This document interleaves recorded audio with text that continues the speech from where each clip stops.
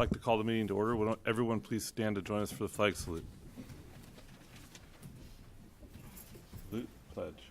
I pledge allegiance to the flag of the United States of America and to the republic for which it stands, one nation under God, indivisible, liberty and justice for all.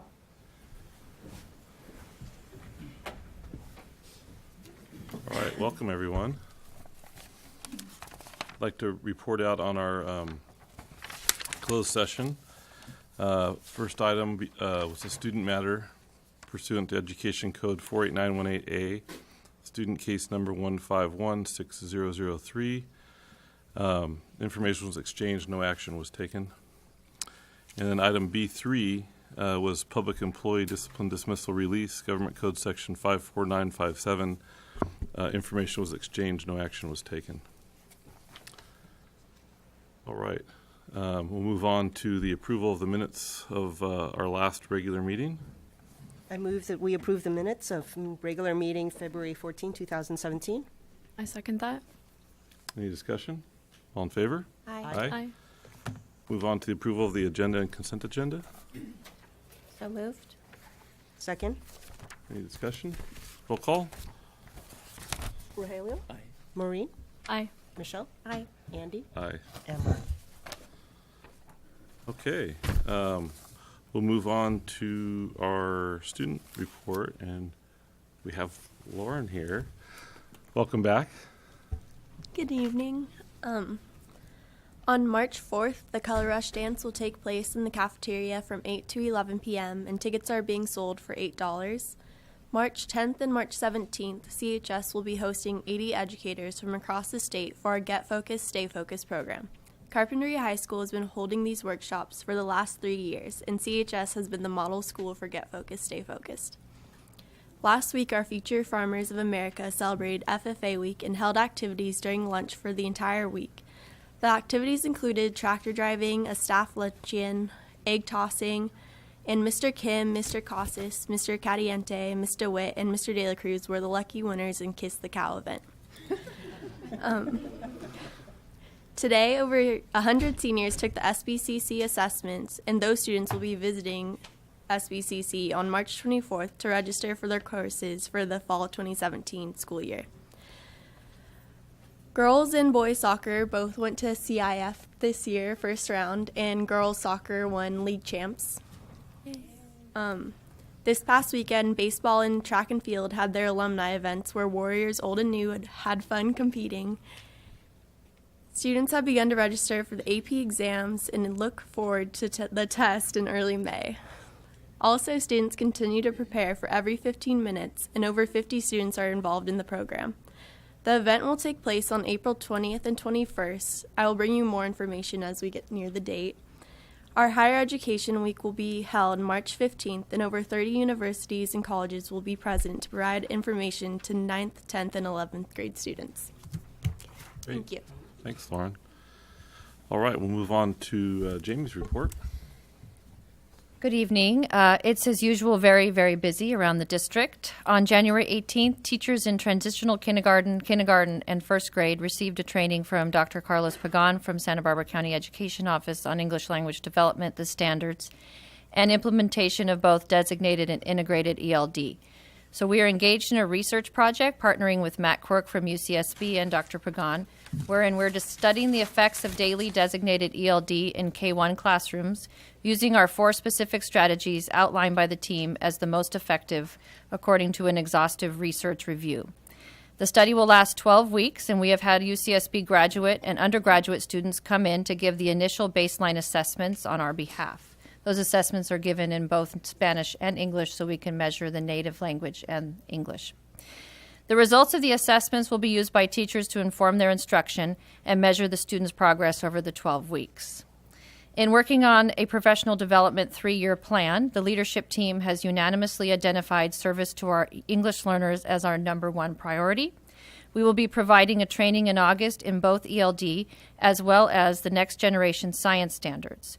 We have a science leadership team, including Danny Diamond, Kim Castagna, Mary Cibrian, Jan Silk, and Kara Lee, who are leading us in this effort to transition our instruction and curriculum to the new standards. We are very fortunate in CUSD to have such strong teacher leadership. The LCAP writing team looks forward to sharing our current draft with all stakeholders at the community meeting to be held on March 16th at 6 p.m. at the Carpinteria High School. The event will be simultaneously translated. Other stakeholder groups like staff, school site councils, and parent groups will be involved in this process as well. This Thursday night at 6 p.m., we will hold the District TK and Kindergarten Information Night at Carpinteria Community Church Hall. The presentation is bilingual in English and Spanish, and we look forward to welcoming new families into our system. At the last board meeting, the board passed a resolution in support of students, which is now translated into Spanish. Both the English and Spanish versions will be posted on our website under the section Reports and Presentations, and will be distributed through our schools. The school offices, principals, and vice principals have all received communications from many families regarding their safety in our schools relative to immigration. We continue to assure the families that we are here to educate students, and our campuses are safe places for them. There is a very real heightened sense of fear amongst many people in our community, and those of us not in their position are not familiar with that level of anxiety. So the district staff stand together to ensure that we continue to fulfill our mission of teaching and learning through strong support of the child and their family. Some great things are happening at Aliso Elementary. Last week, Mrs. Soto held the first Aliso book swap. Students who wished to participate brought a book and were asked to share a summary of the book. There were great conversations and lots of swapping happening. Students were thrilled to participate, and Mrs. Soto is looking into making it available for lower grades. Aliso is happy to announce that it is working with food services on a pilot breakfast program. Next Monday, every student will have the opportunity for a grab-and-go nutritious breakfast. Breakfast will be offered to all students during the scheduled recess break. It is free to every student regardless of federal free and reduced lunch meal status. Parents do not need to do anything to ensure their child receives their breakfast. Simply attend school as usual. So that's a pilot program that we're looking to implement district-wide after we see how it goes at Aliso. And that's my report. All right. Thank you. Thank you. Any public comment? No public comment this Okay, evening. thank you. Okay, we'll move on to E4 and an update on our after-school program. And we have Sharon Velarde here. Welcome back, Sharon. President Thank Schaefer. you. Welcome to you, and good evening, and to the new board members. I'm Sharon Velarde. I'm retired, but I'm back because I love this district and the children and all the things that I've done for many years. Happy to be here, support them. I have some staff with me here tonight. We have kind of a full program for you. We'll try and be as fast as we can. There's a lot of information, and we will hit some of those areas and focus on the children. And welcome to the children from after-school programs. So our after-school programs, first I have Joy Herzog, a middle school. Oh, yes. I forgot, because I'm retired. I have an excuse. Joy Herzog, middle school program specialist, coordinator, leader. We have all kind of names for these people because they do so many things. Crystal Hoffman, leader at Canalino, and David Pennington, leader at Carpinteria High School. Our Aliso School leader couldn't be here tonight. So Carpinteria after-school programs are now part of expanded learning at the state level. It's called expanded learning.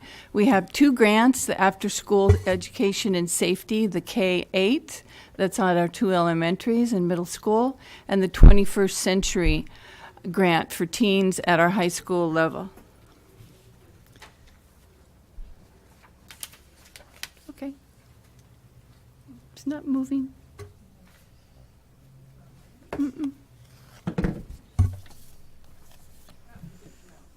I get the mouse. Right click. Or just scroll. Oh. Click, like you would on a mouse. Oh, there. Okay. Haven't used a mouse in a while. So With the new expanded learning and many years, after-school programs began in 1999, and that's when the district first received their first grants at our elementary and middle schools. In 2004, the California voters in Prop 49 to make it an established, funded program, which will never go away since it was voter approved. And then it became more specific, more requirements came to light. And with the changes of leadership, there's a lot more regulations that we must follow. But there are now what's called quality standards for expanded learning. And they came about because we used to report the state standard testing results to the state of the students in after school. And those, we were no longer able to report those because now the state wants us to look at how we can improve our programs through a quality standard process. There are 12 standards, 6 are in the point of service, and 6 other ones, okay, I'm going to get this, are programmatic standards. So there is 12 altogether. Okay, it's going to give me trouble. Nope. Okay, I'm just learning the mouse. Sorry. So when we look at the standards, and we've done this starting, this whole program began as a blank slate, what you're seeing. And we worked together as leaders with our staff, with our students, with our collaborative partnerships, the school, community members, some parents, to look at what does it really look like, the quality standards in our program, and how do we know that we're successful. So safe and supportive. It's important for us, these come in 3 areas. How do we practice them in the programmatic? What does it look like in the staff? And how does it look for our participant? Example, student attendance procedures and regulations. There are many. There's regulation codes. We report to the state on our attendance. It's audited by our local auditors and at the staff level. And it determines our funding if we get the money that is promised to us. In elementary, students have to attend 15 hours a week, in middle 9 hours, and at the high school there's no minimum requirement. We have to have a 20-to-1 staff ratio. As far as staff, we want positive relationships between our staff and our students, and that's important for us, that interaction. And we want the participant to feel a connectedness to us and the school and community, as well as provide positive reinforcement. Active and engaged learning, what does that look like? Well, we have given student surveys. We have partnerships with organizations. At the staff level, there is a couple requirements that they need to do, and one is Power Hour. What does that look like, Crystal? So, good evening, everyone. Power Hour is our dedicated hour when the students receive their homework assistance and tutoring to support their academic growth. So they also work on skills and concepts learned during the school day. And staff do their best to support each individual student, and the program specialists communicate with teachers frequently regarding the student's progress. So there's 2 key elements that we must provide: an academic, which is aligned with the regular day, that's the homework support, and enrichment. So those 2 elements are required for us to provide.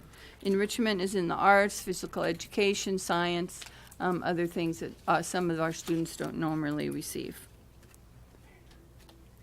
And here's a look at some of our active and engaged learning in the garden, in a class about King Tut, as a sign language class at the high school.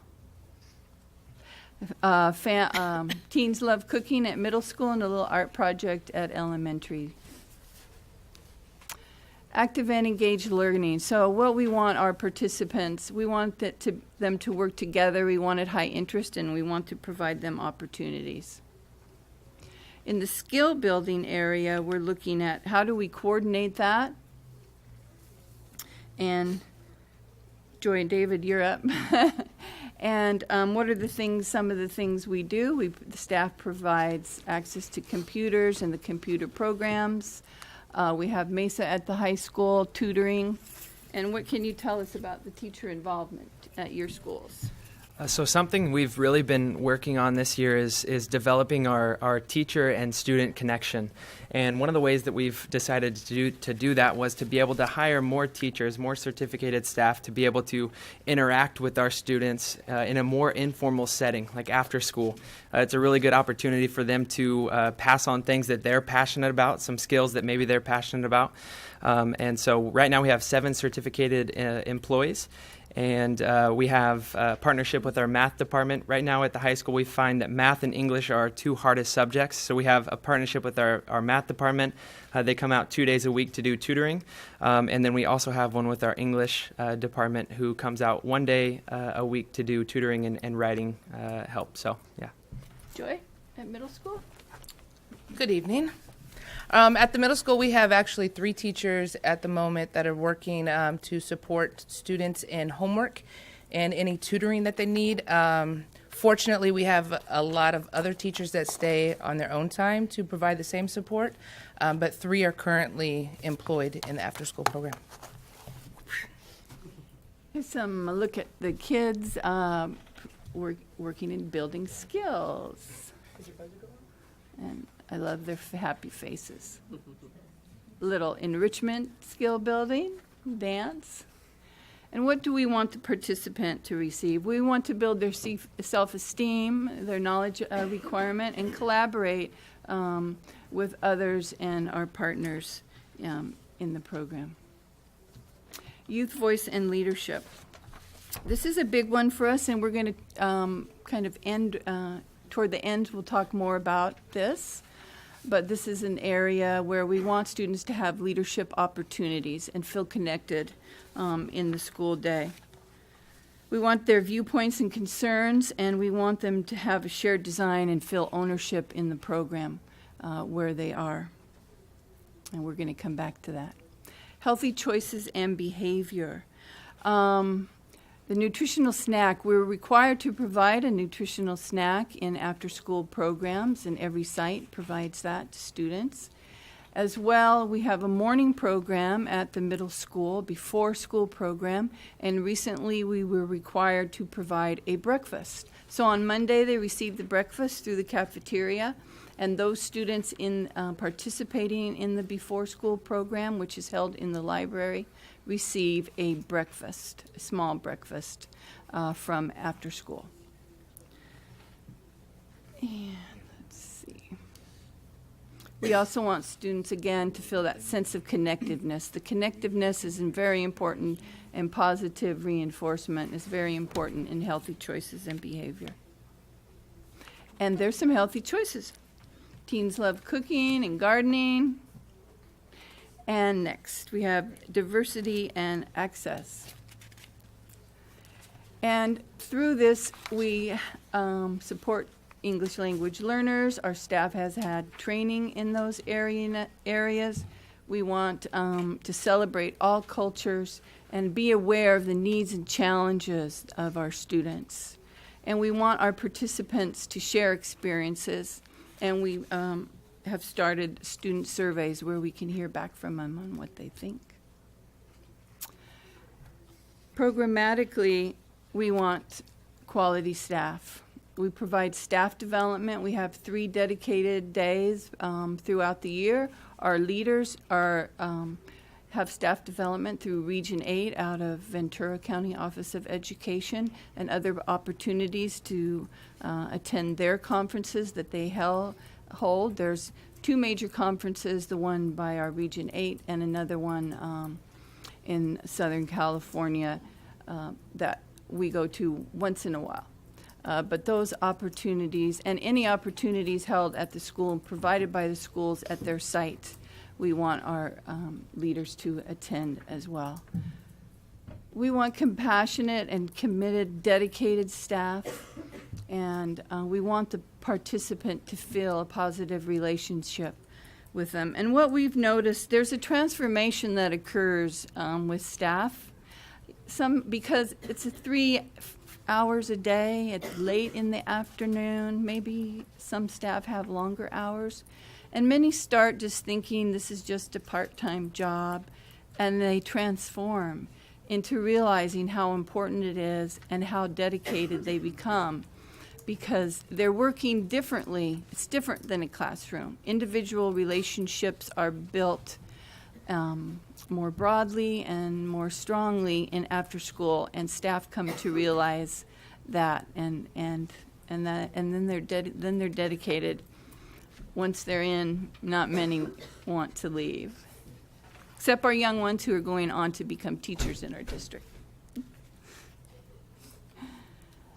There's a clear vision, mission, and purpose that we've had since the beginning, and that's to extend opportunities to students provided in a caring, safe, and positive environment, and to improve their academic and program goals.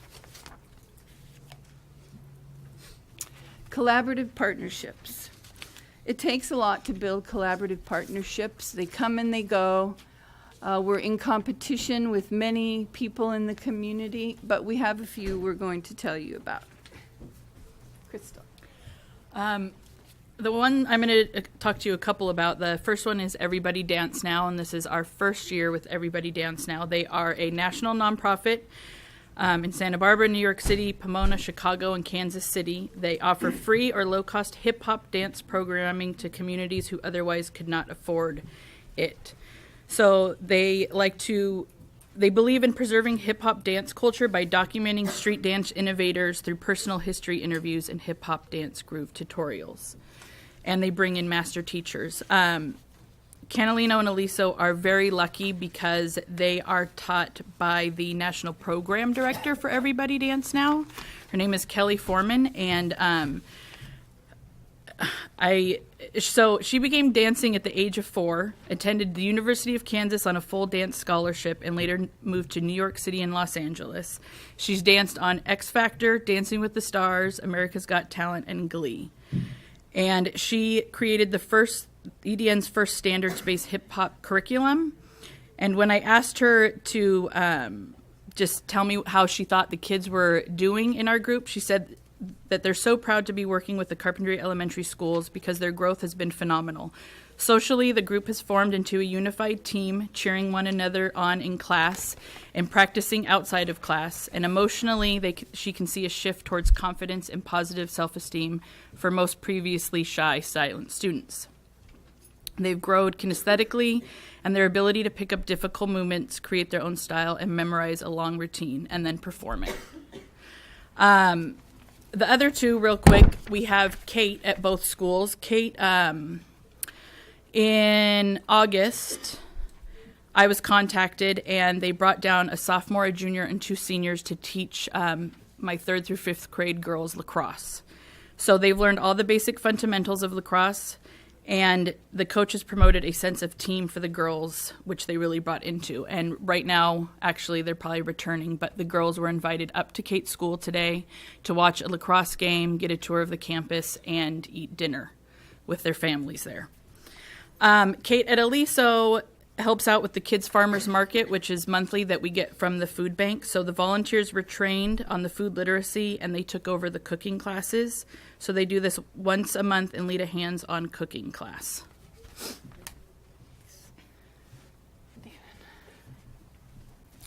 I just want to highlight 3 quick partnerships that we have. The first one is we have a partnership with Westmont College. They have a program called the Westmont Liberal Arts Ambassadors.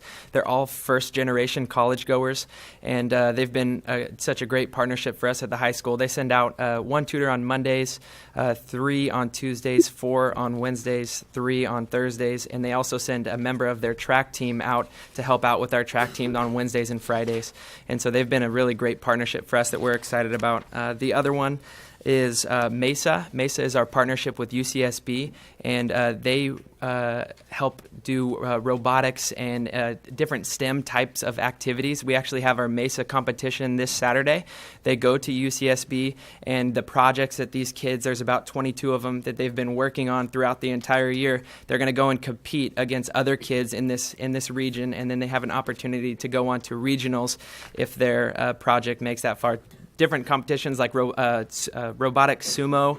There's an egg drop. There's a prosthetic arm competition. It's really interesting. So if you're in the area of UCSB on Saturday, it's a lot of fun. And the last one is Jensen's Music Foundation. Last year, I got a chance to meet with Kai Tepper, which is one of the outreach organizers of the Santa Barbara Bowl Education Foundation, and she ended up giving a grant to Jensen's Music Foundation to come in and provide personal guitar lessons on our high school campus. So we have 10 free guitars that they donated, and their executive director comes out and does personal guitar lessons for us on Tuesdays, and they also did personal guitar lessons for our Canalino during first semester, and for Aliso now the second semester. So we're pretty excited about those ones. So next we have the continuous quality improvement process, where we meet with the specialists. We have developed trainings and so forth, and we're going to talk a little more about that at the end, what that looks like. Program management. There's a lot that goes on in managing the program. We have to report fiscal reporting to the state on a quarterly basis, along with the attendance reporting I told you about. We have a parent handbook that I gave you a copy of that that's our next project, to revise and update that. Parent enrollment information is available in all school offices, and we advertise we were advertising at the beginning of the school year, and that should continue in the newsletter about programs during the school year. Have a staff handbook and letters of agreement with our partners. Again, we have to meet our attendance goals of 85% or more, and the school district provides assurances. I talked about the other two things. Sustainability. How do we sustain? Well, since 1999, when the programs were first granted, at the K-8 level, we receive $7.50 per student per day. That has not increased. So I think we're doing well.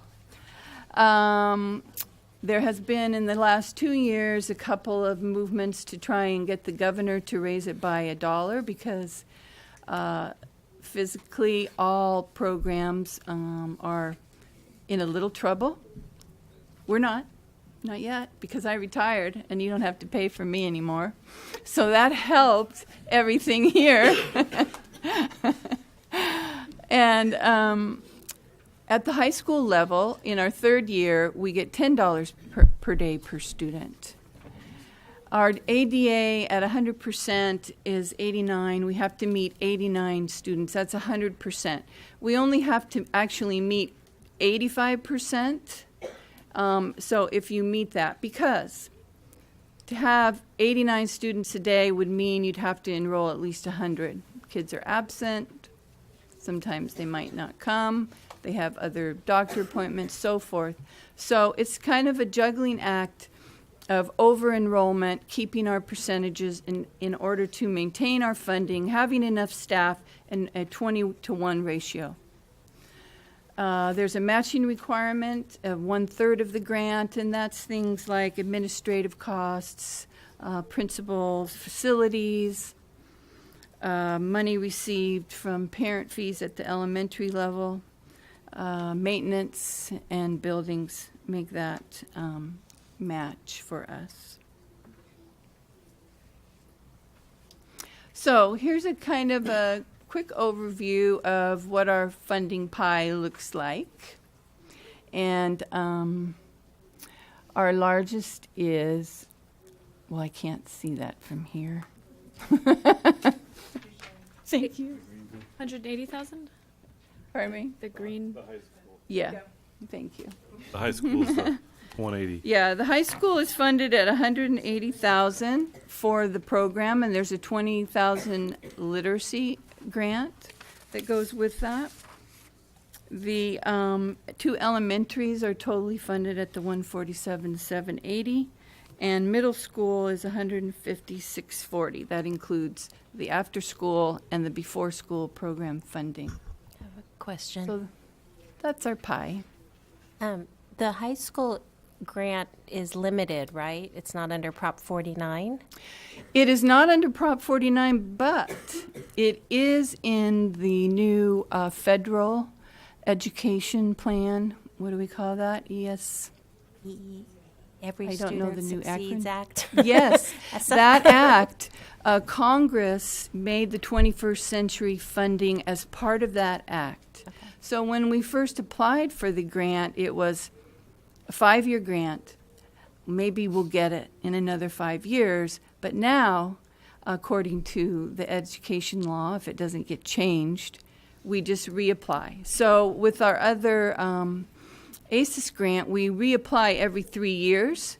As long as we're in good standing, and we always have been, then it's an automatic renewal. Okay. And it's the same now for the 21st century. So David will be around a long time.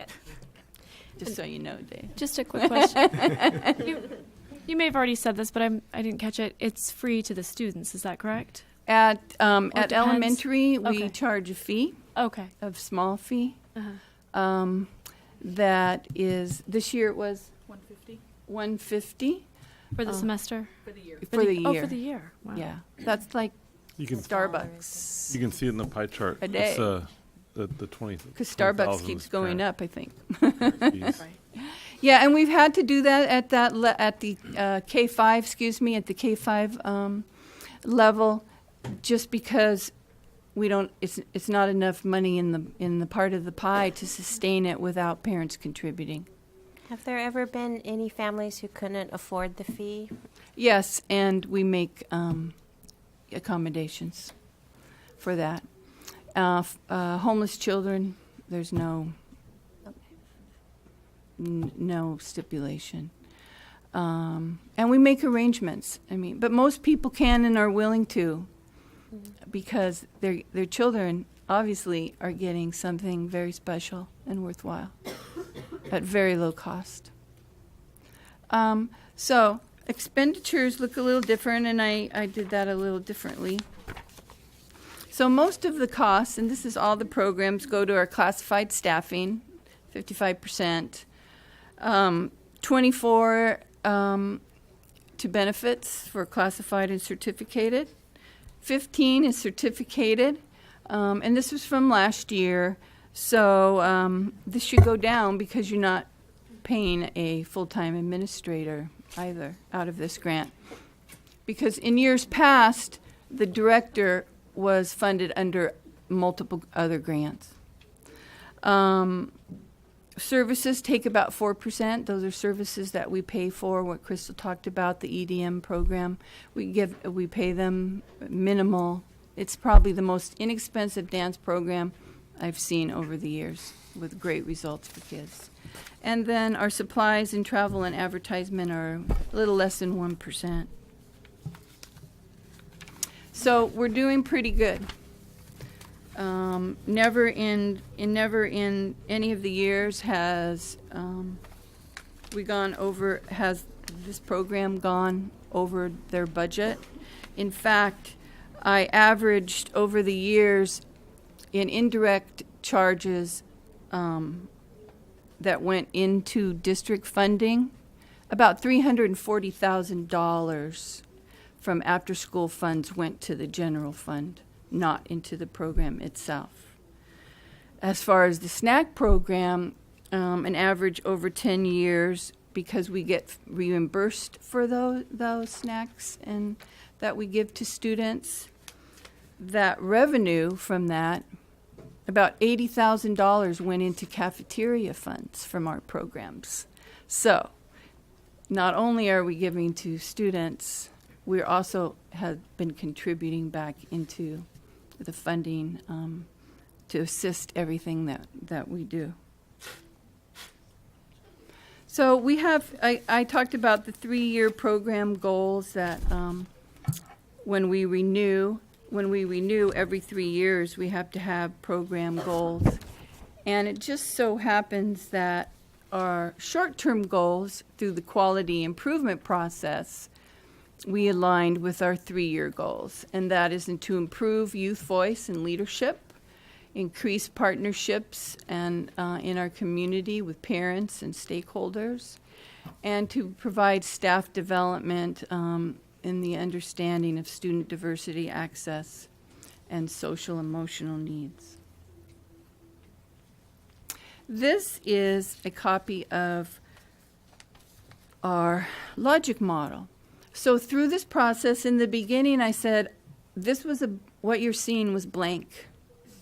And we went through many meetings together and with our staff, community, collaboration, and asked for, what does it look like?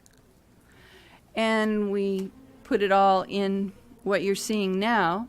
And then as we were doing that, we talked about what are our needs and gaps and developed a logic model for our quality improvement, which the state is requiring us to go through this type of exercise. And what we came up with, similar to the goals, is the youth voice and leadership, the collaborative partners, and diversity, access, and equity. Those are the standards that we felt were a need and a gap lied. So we are going to emphasize right now the youth voice and leadership, and leaders will talk about how their sites, a couple of the sites came to this, and then we have some students that are going to speak for you too. Okay. So for our goals, what we wanted to do with it was promote leadership and citizenship, build and encourage friendship across grade levels, be role models to encourage all students to strive for their highest potential, help promote school spirit and pride, respect all citizens and groups in our community, and raise money to fund future service activities in the school and community. And kind of a quick look at how it came about in elementary is, and us as specialists probably met for 6 months, kind of what we wanted it to look like. It's been an adventure for us and the students because that's not what we've done before. So elementary, the kids anyone was able to sign up to do it. They campaigned for a couple weeks. They wrote their own speeches. I mean, on their own. Like, they would come to me and say, Ms. Hoffman, let me read this speech to you. And they were just so proud of what they'd done. So they presented the speeches to all the grade levels, and then the students voted on them. And then the 5 main officers elected the class representatives. So we have 15 total at each elementary site, class representatives from 1st through 5th grade, and then 5 class officers. And when I asked the students what they enjoyed so much about it, all they were talking about was how excited they are about it, and they love sharing all these different ideas, and they're just so much more invested in their after-school program and taking ownership of it. Joy, do you have something to say? Yes. Joy was out during this process Yes. during election time having triplets. Having 19 kids in county? She didn't have triplets, but she's a parent of triplets. Yes. So yeah, unfortunately, I missed that process, which I was pretty stoked about seeing. However, things happen. But we have met a couple times since me coming back, and the kids are super excited. I've always preached that the program isn't my program, it's their program. So this is really giving them the voice and the leadership to be able to do that and make the program what they want it to be. We have some things that we are planning. We're hoping to speak with the new, I forget what it's called, retirement center, the one that just opened. Yes, that place. The kids came up with the idea that they want to go over there and do volunteer work. I thought that was amazing, especially middle school kids wanting to do that is even more amazing. Yeah, so that's all I have for right now. Yeah, this whole process has been a really fun one to watch come together. One of our visions at the high school was to try to tie back in the high school leadership to kind of create almost a cyclical form of leadership at the high school, middle school, and elementary school levels to create a sort of mentorship that would go round and round. So as elementary kids get to the middle school, they'll have at least one program that they know that is there that they can be a part of. And then once they get to the high school, it's almost a good consistency that kind of goes round and round. And one of the coolest things that I've seen is we had an all-district, we have all-district site councils where we all get together, all of our councils. And our first one we had was at the middle school. In the middle school, all the councils got so excited they pitched in $1 so they could give everyone a Carpinteria Middle School pencil. So it was welcome to Carpinteria Middle School. So they were really excited about that. And to see these kids taking ownership is really exciting. Our high school council have had their vision meetings and all of that. And what I like to say about this is that the growth is really in the process of it. All the physical goals that we accomplish are kind of a benefit, but the growth is really walking through what leadership is and how they can contribute to their communities. They're trying to focus on a local cause that they are passionate about, and all of them have decided they like to get involved with the rescue mission and seeing how can we contribute to the rescue mission, whether that be with blankets or whatever it is they need. They're supposed to call and make that call for themselves. But it's just been really fun to see the types of leadership and types of conversations that they're having with one another. And I think conversations that not a lot of students are having on campus. So I feel blessed to be a part of it. So thanks. And our student council went to Westmont.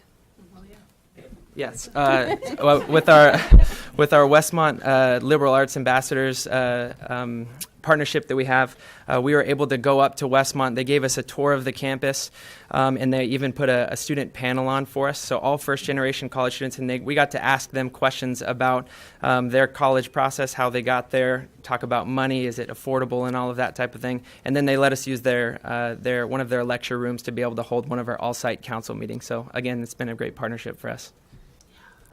And do you want to introduce our students who will say a few words? So sorry. So just to recognize a couple of our students, this is Solomon Drew. He's our president right here. This is Travis Campbell. He's a student representative. And this is Lorena Aguilar, and she's a student representative also. And they just kind of want to just say a brief 30 seconds, if that's okay, about what this being a part of this council has been. A couple of them, I know public speaking is really hard, but they're really good at it. And then also I want to just mention real quick, this is the Aliso Council right here. They weren't able to be here, so they all wanted to support the council, so they're excited to be here too, and they're doing a really, really great job. So I'm going to invite Solomon up and Travis to come up, and they're just going to say what being a part of the council has meant to them, maybe a brief 15 to 20 seconds. Thank you, Dave. My name is Solomon Jew. The Leadership Council honestly has given me a lot of confidence in myself and my abilities. I mean, honestly, the fact that I'm up here talking is, a very good example. Personally, it also gave me something to tell my mom and, make her proud of me. So that's actually very big and it's very nice.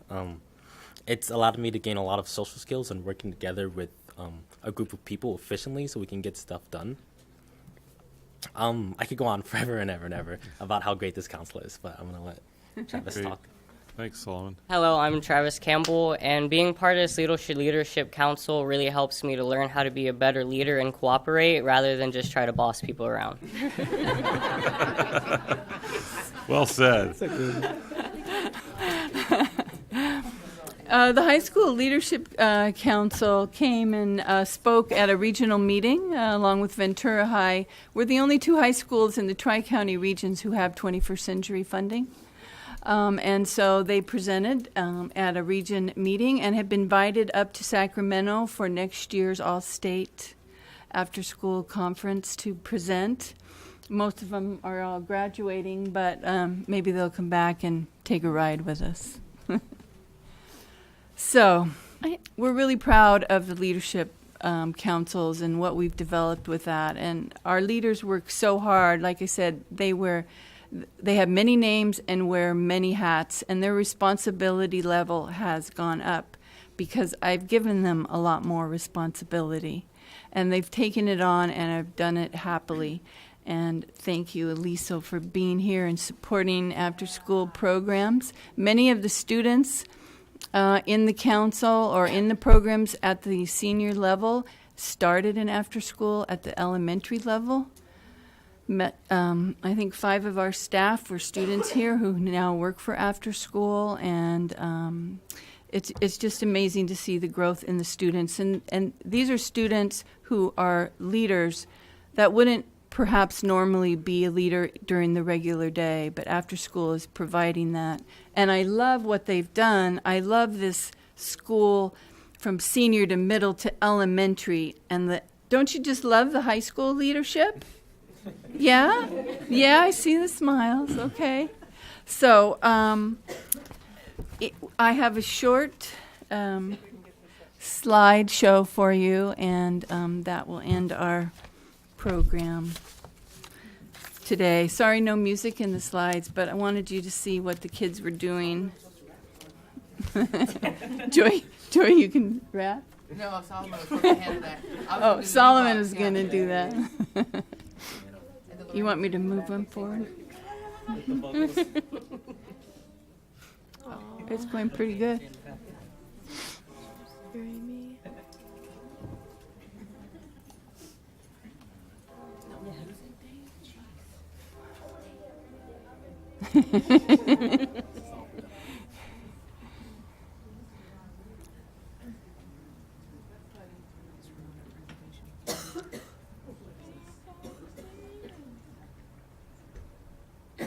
You guys could chime in and say what it That was is. robotics, and it was fun. That was dance. Dance. Homework. Homework's always fun. Physical education. Intramurals. Intramurals. Yeah, it's fun. TLC. Teens love cooking. Our Kids Farmers Market. kids farmers market.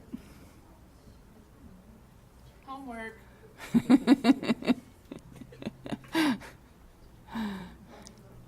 That is social skill building. Mm-hmm. Mesa competition. Yeah, it's Mesa opening day.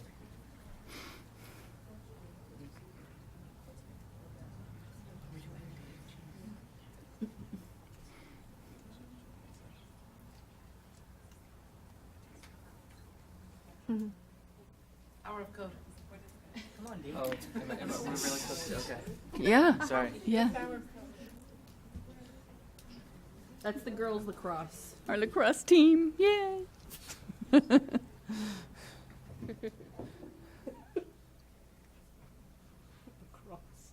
That was at our first all-site council meeting, having our members work with the other leadership councils. That's also at the all-site meeting at the middle school.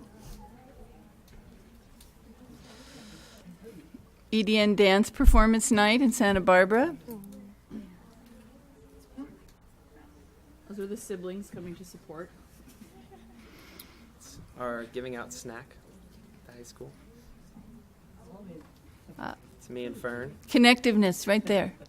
I need to shave my beard right there. We have some avid chess players in the after-school program, all better than me. Very good chess players. That's our weightlifting workshop.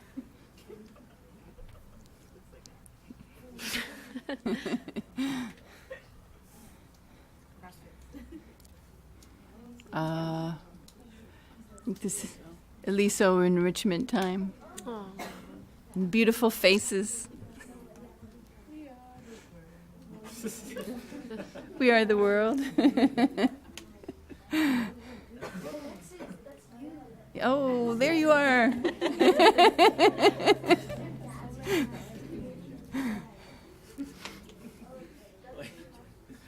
It's one of our high school volunteers who volunteers at the elementary school.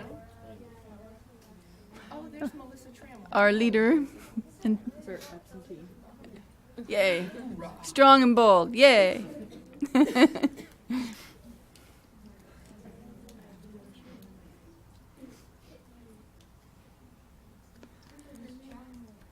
Mm-hmm. Oh, who's that? That's chicken. Yeah. Okay. TLC. Teens Love Cooking. At the end of the sessions of Teens Love Cookie, they invite their parents and have a whole family meal with our partnership with the food bank. Right, Science The Center at UCSB. Yeah, UCSB Marine Center. That's our Westmont trip. Oh, that was fun. Yay! Maybe graduates one day of Westmont?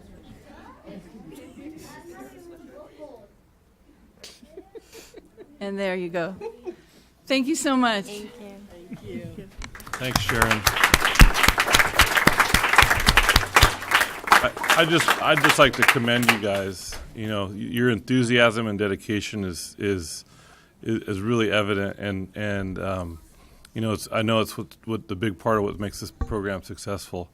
And I want to thank you for sharing these pictures, because it's nice to be reminded why we're doing what we're doing, and that's a perfect example of why we're up here. So you guys should all be very grateful to have such great leaders. I think too, it's such a special asset to the community that it's almost like a hidden treasure, maybe that people may not realize is even available. And I think is the ACES program, I mean, county-wide, aren't we some of the only people still continuing? Can you tell me about our... In the county, Santa Barbara School District, and out in Goleta, some of the schools have them. Not every school. You have to make 50% or more above free and reduced Right. lunch qualification to apply for the grant. Right. In the Tri-County area, which is our region area, I believe there's 20 schools or more. Yeah. Regardless, I think for working families here in Carpinteria, this is a huge, benefit, and also just to keep kids from getting out of trouble, getting into trouble after school and getting to learn something and build community. It's just great. Yeah. Thank you. Thank you Thanks, so Sharon. much. Okay, we'll move on to a presentation by the Carpenter Family School, and we have Jan Silk here, and Lori Lee and Carolyn. Carolyn. Okay, Carolyn Haynes. Okay, I also want to mention, President Schaefer, there's a speaker slip for this agenda item. Thank you. Okay, thank you.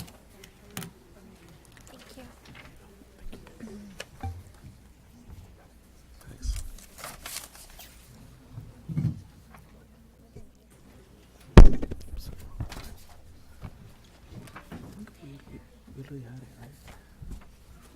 No, hang on to those. No. Yeah, sure, why not?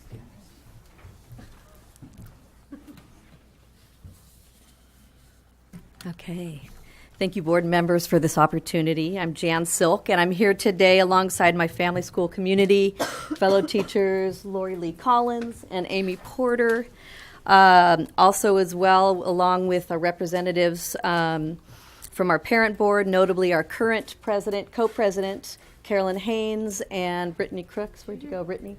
Brittany Crooks. And of course, along with all our parents and families. Thank you for allowing us to be here today.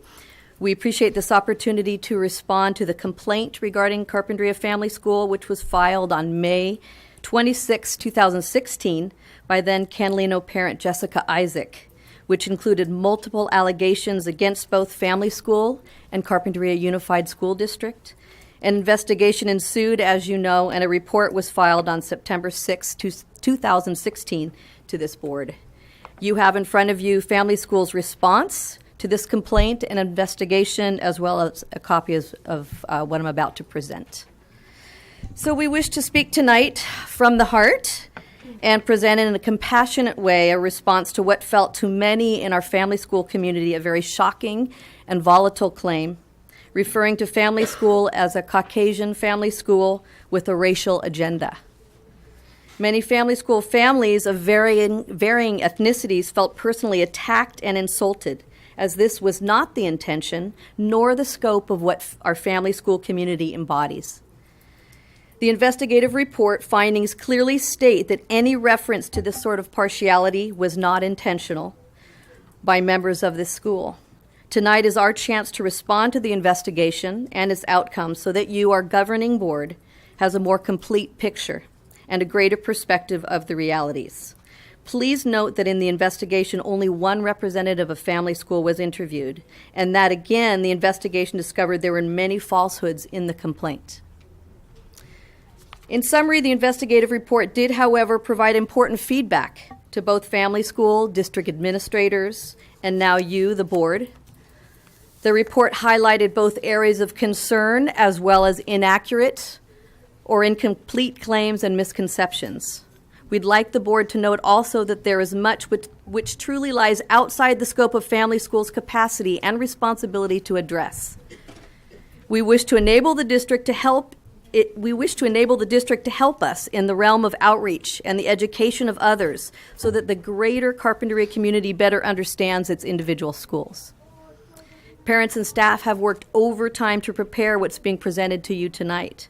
I'd like to take this time to say how grateful at Family School we are once again to have an amazing, committed, dedicated group of parents and staff, and now you board that work tirelessly for what we all believe in and are invested in for the benefit of all. Positive collaboration has ensued in the areas of concern that were brought to light involving Family School and the campus on which it resides.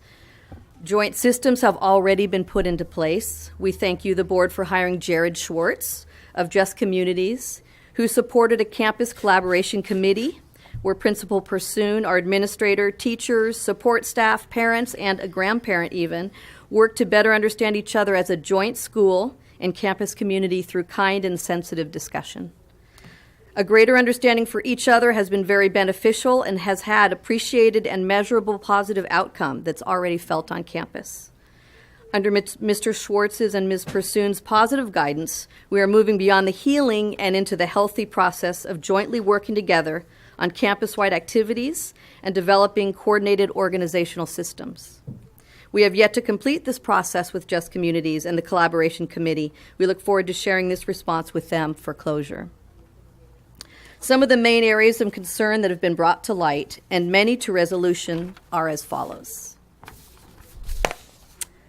The need to create new systems of enrollment that will broaden the school's outreach to better include Title I students into the family school population. We believe additional research and work can be done to resolve this issue so to increase the enrollment of EL families into family school. CFS solicits active support and leadership of the district and board in educating and sustaining the enrollment of a diverse population that is reflective of the demographics of Carpinteria.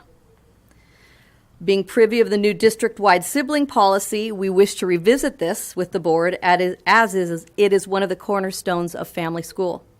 A sibling policy creates unity and support within families and consistency amongst their children. A sibling policy also fosters the home-to-school connection from an educational perspective. This would relate to the DLI program as well.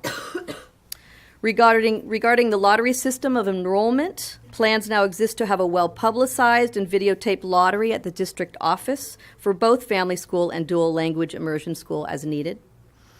Regarding class size, the district has recently created a policy that will sustain equal size by averages across all school campuses. We believe there is a need for an MOU, or Memorandum of Understanding, that connects both school communities in a decision-making process regarding campus expenditures and organizational systems that affect schools sharing one campus.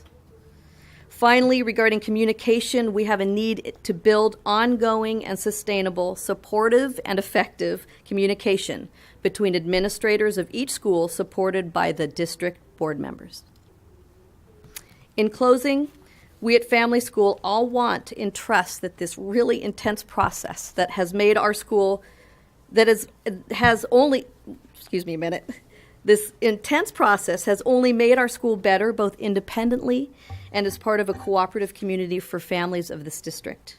Our goal is to build bridges between our schools and our community through outreach and education so that our diverse community will have a better understanding of the characteristics of each of our schools. Family School, our neighborhood schools, our new dual language immersion school. What better way to benefit the needs of a diverse population by offering various viable opportunities within one district? So Family School wishes to thank the board for allowing progressive schools and progressive programs to develop under their umbrella. Thank you. All to benefit our community. Family School is just one of many important solutions to education in Carpinteria, and we do it through compassionate communication, creativity, local and global service projects, high level of parent involvement, environmental awareness, student leadership, and a prosperous, loving community that's open to all. Thank you. Thanks, Thank Jan. you. I'd like to introduce Carolyn Haynes again. She is one of our co-presidents of the parent board. She's going to go on from there. Hi, thank you. Thank you for allowing us to present to you. This is has been an important step for us to address a lot of the turmoil that has come up since the May 26th letter in the paper and the uniform complaint. This has been a really emotional process for our community, and we truly want to move forward, and we want to make changes that are more inclusive and that address a lot of the concerns and the rationale behind the complaint, while also clarifying some of the details which were missed in the investigative report. As Jan mentioned, one of the things has been a point that keeps coming up is that Ms. Torres, the investigator who presented the report to the board in September, cited extensive interviews, I'm reading a quote, extensive interviews with several key individuals who were familiar with Catalino and CFS. This is important to us because that investigation took place over the summer, and the only person they talked to was our beloved former principal, Leslie Gravitz, who had been released by the district at that point, which was a fairly intense process for all of us. No parents and no teachers were interviewed in part of that process, which we think would have cleared up some of the things that we had trouble with when we originally reviewed the report. There are many of our parents who are here today, and there's lots of input that has gone into this document that we've worked on up until like 4:30 today, because there's lots of voices and there are lots of things, and we have really refined what we wanted to say and trying to be fair and balanced. A couple of the things that came up as large issues that can be large issues, they can be the little pebble that's in your shoe that is not that big a deal if you're sitting behind a desk, but you go hike the Franklin Trail with a pebble in your shoe and you come home with a big old sore. That's what some of these things feel like to us, and that's why we bring them to you, as to just move on is something that our community has said we need to address this, we need to say our piece so that we truly can go forward in good faith to work toward making improvements that will address the core issues that were brought to light. The three things that I wrote down that were of most importance were what was called a misuse of resources. I highlighted one of the statements in the report as a key thing that embodies that. As a very small school with limited site funds, the discretionary spending for the school site council, for example, is less than $8,000 for family school, for any discretionary spending whatsoever. Much of it gets used on instructional aids. The issue for capital improvements is a big one to us. When funding decisions are made by a larger school on a campus, the ability of the smaller school to allocate the appropriate portion of funds may not be possible. And when we say capital improvements, we mean chairs for the cafeteria and sound systems and improvements to the playground. Our community values those resources, of course, but we're prioritizing our funds in the classroom. And that's a really core value. And when there are two schools of disproportionate sizes, what may be available for one school is not always available to the other. Let's try my notes on this. CFS has not intentionally used resources that were intended for targeted populations. One of the large allegations in the complaint was that misuse of Title I funds for CFS. In the complaint, it cites, in quotes, cafeteria, library, curriculum, end quote, as resources that were potentially misused as Title I funds. And my claim is that those resources should be available to every student in this district. not just those who attend Title I eligible schools. And if there was an error in the application of funding, then that should be corrected, but the correction should not be to remove access to that infrastructure to students who are not at Title I schools. And I do not believe that is the intention. But that's what when we see we're misusing Title I funds, we think, like, how does your teacher and how does your parent have any access to that?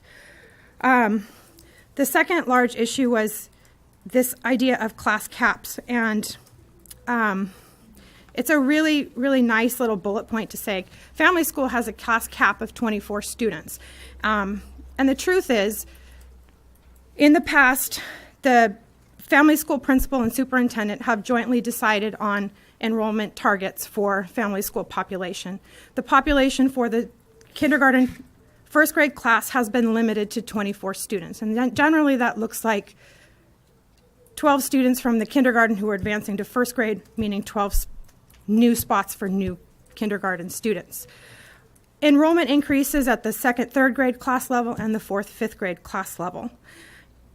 I know, I've been in the classrooms on Catalino's campus that have up to 33 students in the upper grades, and it is a big challenge. And when you look at a Family School class and you say, well, they only have 24 students and these other classes have 33, that sounds very shocking and very bad, and I get that. But when I look at the larger picture and I look at actual enrollment numbers for kindergarten and first grade and second grade and third grade and fourth grade and fifth grade, Family School classes are often at or above the average numbers for the kindergarten, first, second, and third grade classes. And at the current time, both Ms. Porter and Jan, who are kindergarten, first grade, and second, third grade respectively, their class numbers have higher counts in their classroom than any other kindergarten, first grade, second grade, third grade class on campus. So when we see that class cap number, it just is that pebble in the shoe that says, yes, but there's a larger picture to look at here. The last thing I wanted to mention that has been a sticking point for us, the last thing I want to mention tonight, was that the Family School community is seen as having an abundance of resources because we have instructional aides in our classroom. And the larger picture is that Family School prioritizes its use of parent funds in the classroom. We spend almost every dollar we raise through fundraising on instructional aides. Catalino, in contrast, uses theirs in different ways. Not better ways, just different ways. They fund PE teacher, they have extra reading intervention, they have extra field trips. We've also been told that it's not fair because we have things like more Chromebooks. Our Chromebooks, our arts enrichment programs, such as the ukuleles that our school has, and our Lion King production last year, were funded entirely through grants written by parents and teachers, not through district funds. And those are grants that would be available to any school should the involved parties choose to write grants for those. The last thing that I would like to say, I wrote this in the car when I had a clear head. I dictated to my phone without looking at it. We are very sympathetic to the situation that led to both the complaint, the uniform complaint, and the letter in the paper. However, we don't want that sympathy to be misinterpreted as an acceptance of fault for that situation. There are many circumstances which created differences between the demographics of students at Family School and the two larger elementary schools. As a community, we are committed to changes that will allow greater access of the wider community to this vibrant, amazing school. As a Family School community, we want there to be quality education in this district, and we want every student to have access to quality education at all school sites. Differences in demographics between school populations should not be mistaken as intentional or desirable. As a community, we wholeheartedly believe that diversity is a value to our community. We hope that more families in the Spanish-speaking community and those with students in targeted populations better understand Family School and choose Family School for their students. We are dedicated to working with the administrators, teachers, staff, parents, and students at Catalino School to make a better environment for all students on the campus. We truly hope that a spirit of collaboration is the driving force on our campus. Our community is stronger when the differences between us do not act as barriers, but instead allow us to better understand one another and to more broadly explore the culture and background we each bring. Thank you very much. Thank you.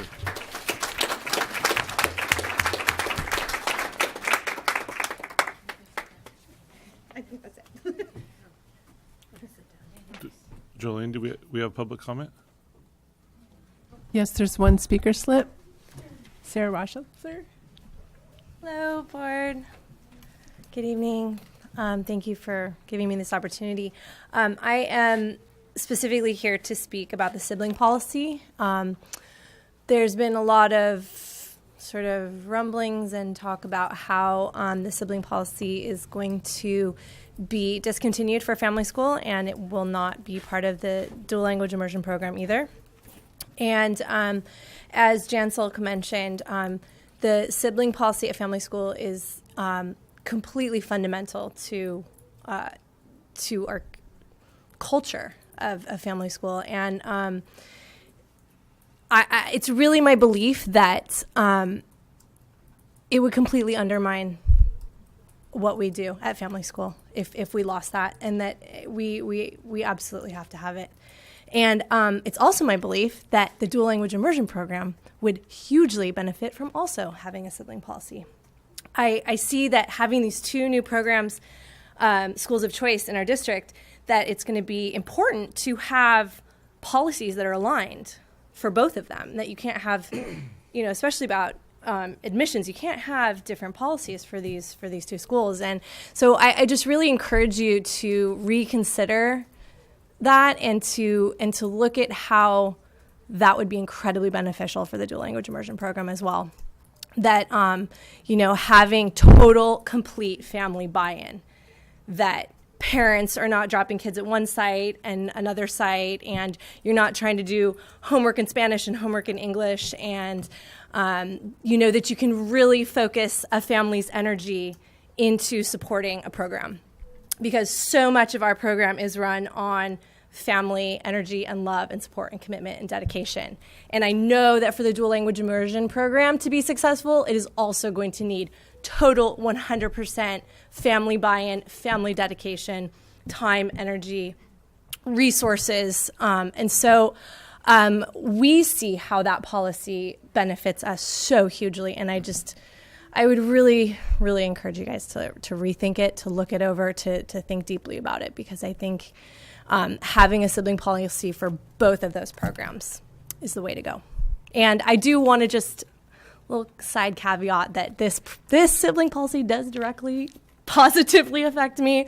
So I am up here for self-serving purposes, but also for the greater vision and success of our district, because I think that dual immersion program is going to face a lot of challenges in its fledgling years especially. And so I encourage you to rethink to really, really consider it deeply. Thank you for your time. Thank you. Thank you, Sarah. President Schaefer, could I just make a couple of comments?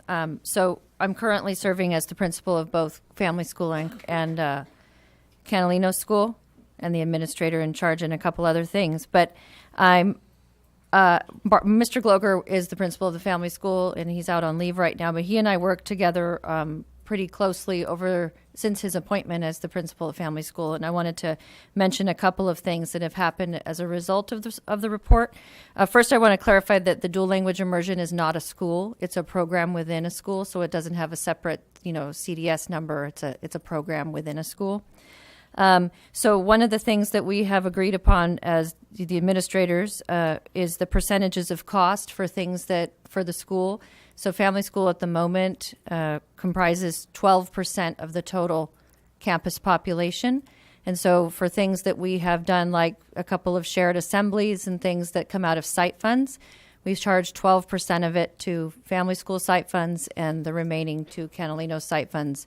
Just seemed the easiest way to do it. Like, for example, the Great Apple Crunch, we ordered apples for every single student, and we charged them that way. So trying to make it equitable.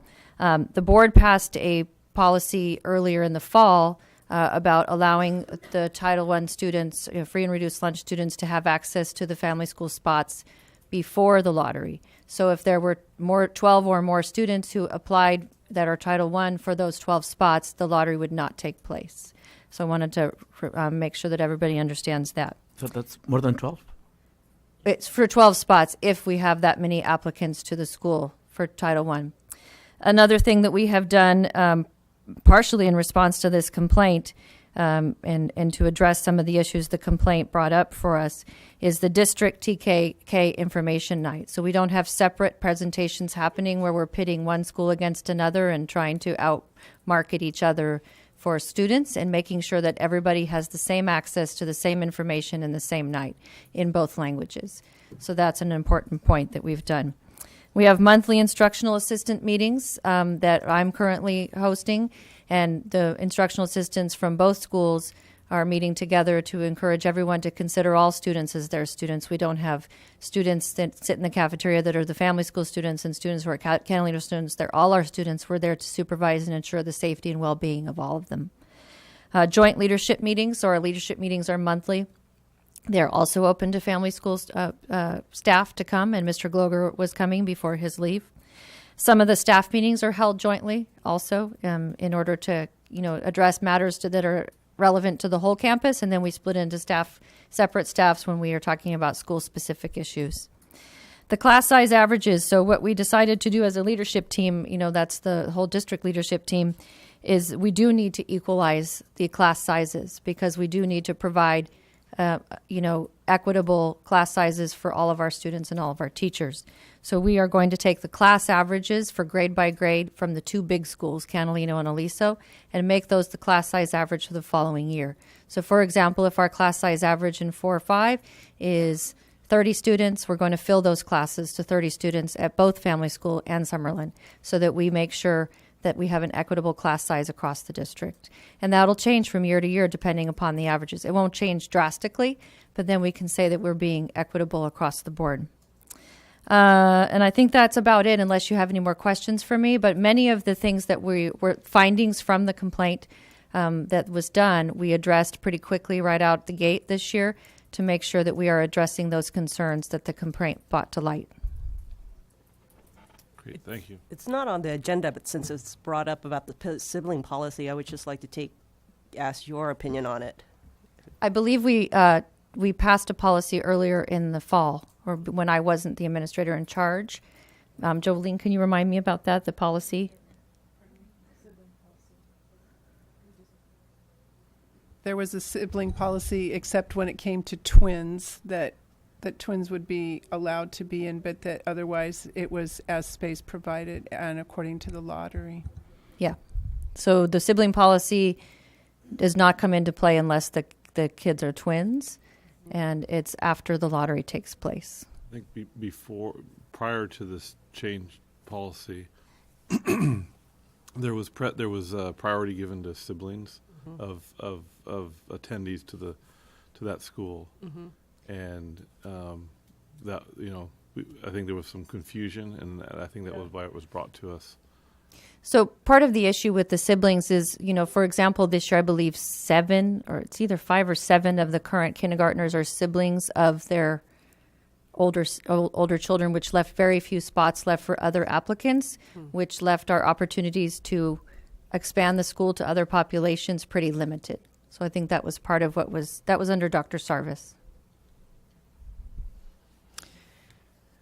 I just want to take a moment to acknowledge the family school parents who've come out tonight, and I've spoken to some of you. I know some of you personally, and I know that you have one thing that I've seen continuously is just a really deep feeling and passion for your school, and so I want to acknowledge that. And what I'm hearing tonight, what I heard tonight, is that some positive changes have been made and some steps have been moved forward. So I'm new to all of this and wasn't here for some of this, but the hope for all of us is that positive changes can come, out of hardship, and I hope that it sounds like that's the case, and that's really exciting. And I know sometimes changes we don't want to make, but hopefully things can be positive. And I think you're modeling that for your students as well, to show them how out of criticism or whatever, you're turning it into something positive. I think that's really powerful. I also want to thank you. I haven't had a chance to read the very thorough response. It looks like you guys really worked hard on that.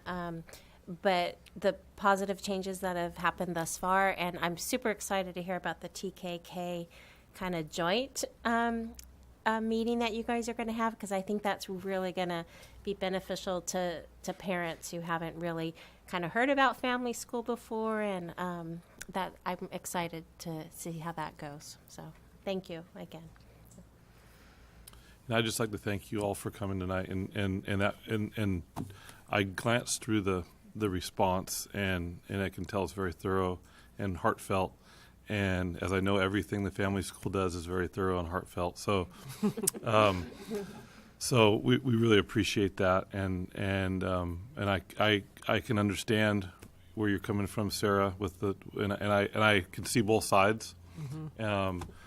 So I can't tell you if we're going to revisit that or not, but I understand exactly where you're coming from there.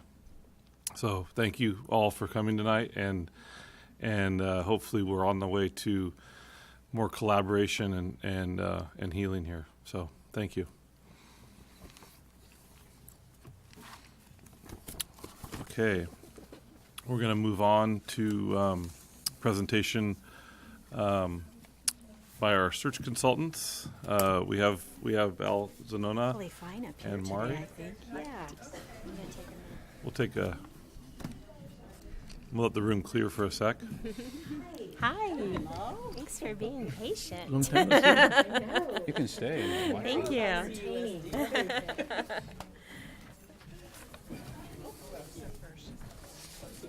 Thank you. No, she is. Oh, it stays put. This is ink saving. Yeah. This is not ink saving. No, exactly. Sorry. I pick up. Deadline is this month coming up. That's as far as the mic goes. All right, welcome, Mari and Al. Good evening. Hi. Good evening. Welcome. It was sunny today, so we're going to bring you a little sunshine if we can this evening. We're so happy to be here again, and we just want to give you a progress report and then go a little bit into where we're at. And any questions you might have during this, feel free. So the search is going according to plan, which is really, really good news. We are on track with the timeline. Advertisements are all set, have been done well. Stakeholder meetings were an absolute pleasure for us. We had multiple meetings because we wanted to make sure to reach some people. They weren't scheduled at times that were convenient for some the first round. So we ended up probably getting to, with the surveys as well, I would say it was about 100 folks. So you will see on the first document that you have that has a few boxes here, and there should be some extra copies up here if anybody would like some. This is a very brief summary of the information that we received from all of those stakeholder groups.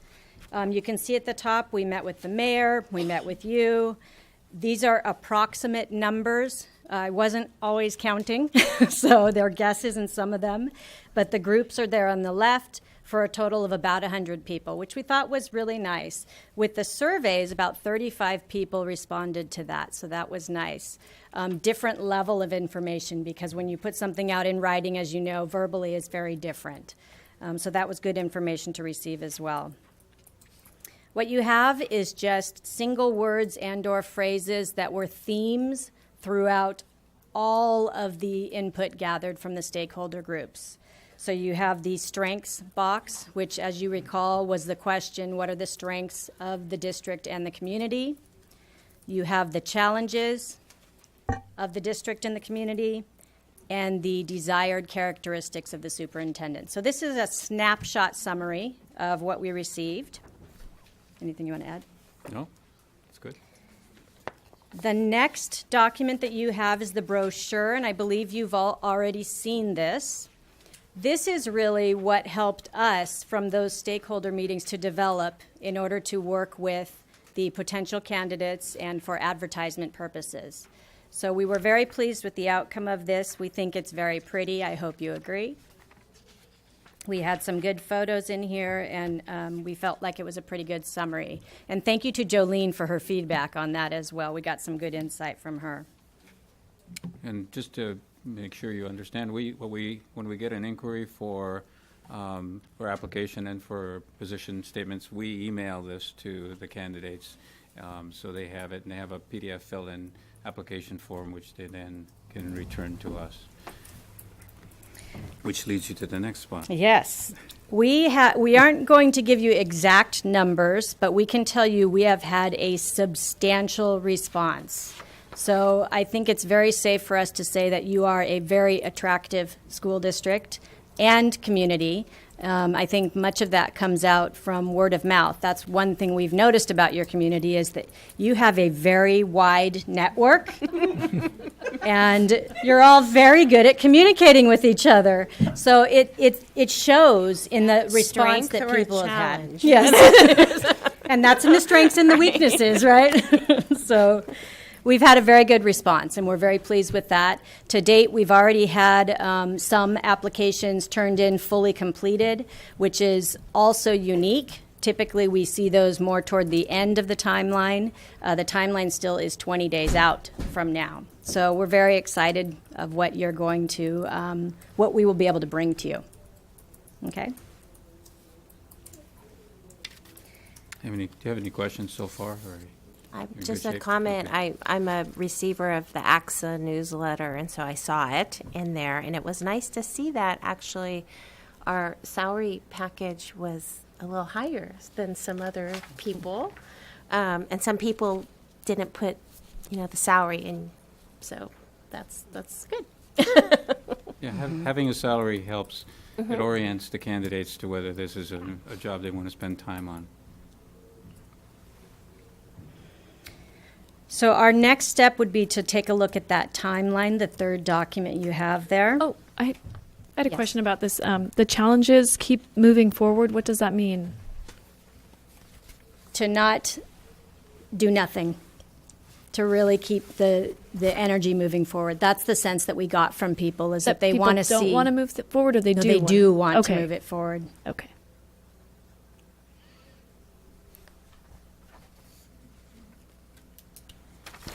Okay. Any other questions? Okay, so back to the timeline so that we can reorient ourselves to where we are at. We are right in the middle with 20 days left before the closing of the deadline.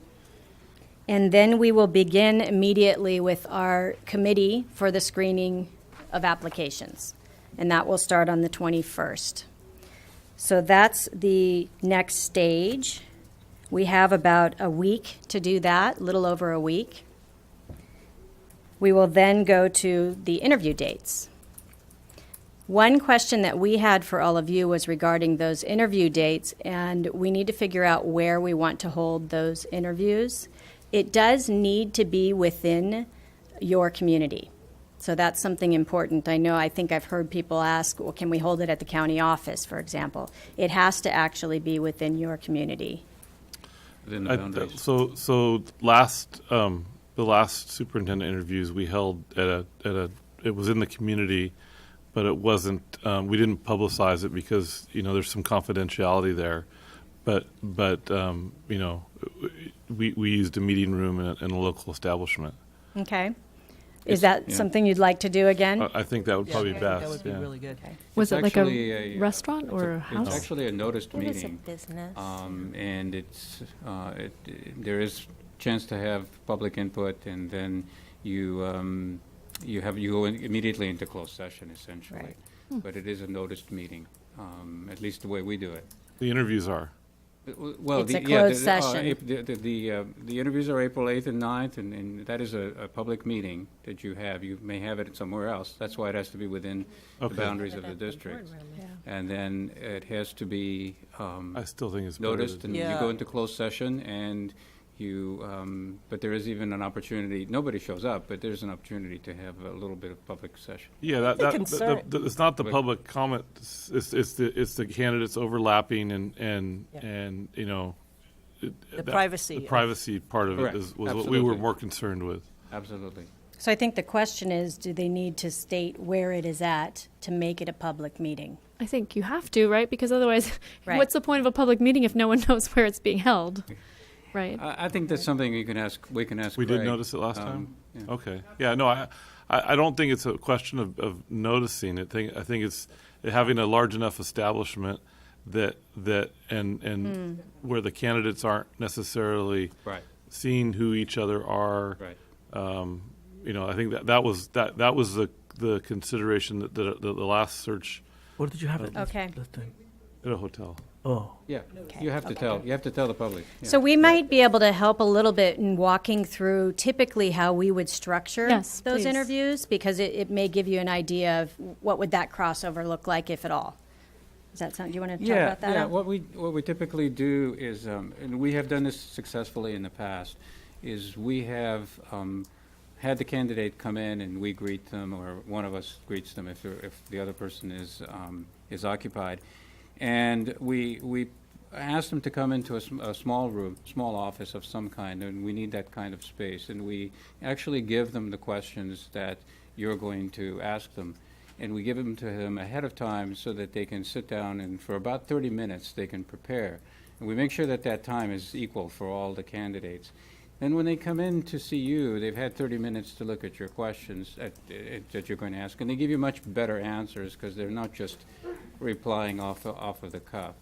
Now, on the second day when we do the interviews, it's a different procedure altogether because you have different questions for different candidates, and everything is much more informal and so on. But on the very first day, we try to keep it very steady and very formal.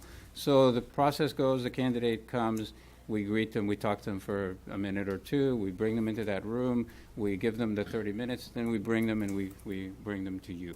And then you can ask them those questions. Usually we also leave a copy of the questions right on the desk so they can look at them. And they get to bring their notes and everything else that they want to when they come in. And some of them make off with the questions and we have to go and retrieve them from them. Yeah. How long is the interview? Yeah.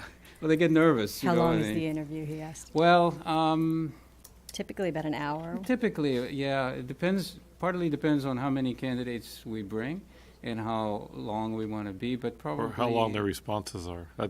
That's what I found last time, is that some of the candidates were very concise in their responses and others were very elaborative and wordy. That tells you a lot. Yeah. It does. It does. Yeah. So in terms of location and logistics, how is that worked? Because I think that's something that sounds like it was a problem here in the past. No? No, Oh, it wasn't a okay. problem. Oh, okay. okay. Just so you didn't. Okay, sorry. We will also have, my assistant will be joining us as well, so she will be one of the individuals who can walk a person, and typically what we do is she'll text when they're ready, we'll text when we're done, so that there's some coordination in that regard as well. So last time it was at a hotel, and so we had the lobby obviously, and then there was a room that they came to basically meet the two of you or one of you, and kind of give them the procedure, the interview procedure, and then they'd be brought in to the board with the 5 board members, Right. where the interview would take place, Right. and then they would leave, and then the next candidate would come. We know it'd probably be a 15-minute break or so between candidates, and then the next. And usually, I think there's a schedule. We'll limit the interview to a certain amount of time. So if the answers are wordy, we may not get to all the questions. Or we may have to hurry the process along a little bit. What we do typically is also the two of us sit away from you in the back and we just listen. And we can also intervene if a candidate is beginning to use way too much time and not getting to the right place. But, having the questions ahead of time and knowing exactly how many there are, if they're good, skilled candidates, they'll keep an eye on their own clock. Yeah. And I think we rarely now, given that formatting, we rarely have people who run way, way over. In fact, we just cut them off and we dispense with the last question. With 'Cause we respect. But shouldn't have like a time limit? Yeah, we do. There's a time limit. Each interview is 45 minutes to an I think hour. 45 minutes is like about per right. question. Is about right. No, not necessarily, because some of their answers will be very concise and, maybe yes, and then another answer they may need to elaborate on. So basically it's a limitation on the entire interview, and they can use that as they choose. And how many questions are we talking about? About 12 to 15? 12 to 15, yeah, that's And about right. where do the questions come from? Well, they come from us, and what we do is we take some questions that we've used, but we tailor the questions to fit you, to fit the kinds of issues that you have, the kinds of challenges that you have, to make sure that all of the bases are touched. You get a really broad view of the I'd like to suggest that we have a meeting before the interview, and that you bring those questions to us, and then let us as a board review them and maybe edit or alter them to so that they maybe reflect more of our style directly. Yeah, so you have a chance to review them. So we have a chance to review them so that we get comfortable, and if we don't feel that they'll elicit the response that we're looking for, maybe we can change them a little bit. I'd like to be able to, if you guys are all right with that, I'd like to schedule a meeting, prior to the interviews, so that we can meet as a board and go over those questions.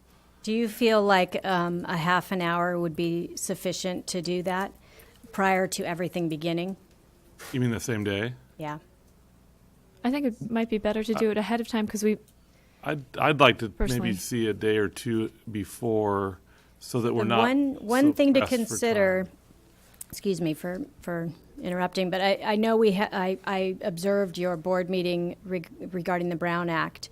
One thing to consider is that when questions are out there, questions are out there. Okay. And so you, to protect got you. you, Yeah. you may not want to have them ahead of Well, time. maybe we will. We could meet. Maybe not half an hour. Maybe give us an hour ahead of Okay. time, so that, because I don't think half an hour is really enough to have a good, vigorous discussion. Yeah, I think that's fine. I think it's a good idea. I think we've done this a lot, and I think most boards, all the boards actually, have all been really happy about the kinds of questions that we've asked. Especially given the fact that the next day you get to ask anything you want from anybody about anything, and you can direct your questions specifically to individual candidates depending on how you feel about them. So that's when you're getting a chance to really zero in. And also when we break up on that first day, I will give you a set of ideas of questions that you might like, or at least stimulate your thinking about what to ask on the next day. One of the things I think we did last time is we requested a writing sample, like a media release or something like that, where we gave them a scenario and they wrote something really quick. And I'm okay doing that with the finalists. Okay, not all Yeah, but all the but kids. maybe the 2 or 3 that we bring back, let them know when they leave, like when you come back the next day, can you bring a little writing, like, just something you... You have a writing sample from them, in terms of their cover letter, because we require a cover letter. But this is kind of like on the this is fly, a like almost like... extemporaneous. That would be good basically. for us to talk about that first morning, just so that we can keep, again, things confidential. And Yeah. So in the past, what we've done is it's been that morning, basically in the waiting room before their interview. They're given the prompt, but I think that's something that maybe we may want to limit to the finalists, because I don't know that that's going to really weigh in on the decision of who we choose. Right. Yeah. okay. It just gives us an idea of their style of communication, and I like that, yeah. Can you remind us again of the screening processes that the candidate would go through in terms of, I don't know, background checks or social media, that kind of thing? So the reference check part of it is where it gets a little deeper. First, there's a Okay. paper screening to check for minimum qualifications, and groupings of that nature. And that's just looking at their resume, or is it actually verifying that the information is correct? Or The second phase would be reference checking. So Okay. that will give us a deeper check. We will be speaking with a lot of people. Al and I spend a lot of time on the phone during those conversations and just really getting to know the person first and then hearing them out with regard to what they have to say about the person. Mhm. Sometimes we will contact individuals who are not on those applications as well. And then we also do searches as well with regard to media and social media, et cetera. And is there, well, I guess they do a background check, like a The background legal- check happens when you offer a job. Right. So you mean fingerprinting you're Yeah, talking yeah, about? that happens, yeah. Mhm.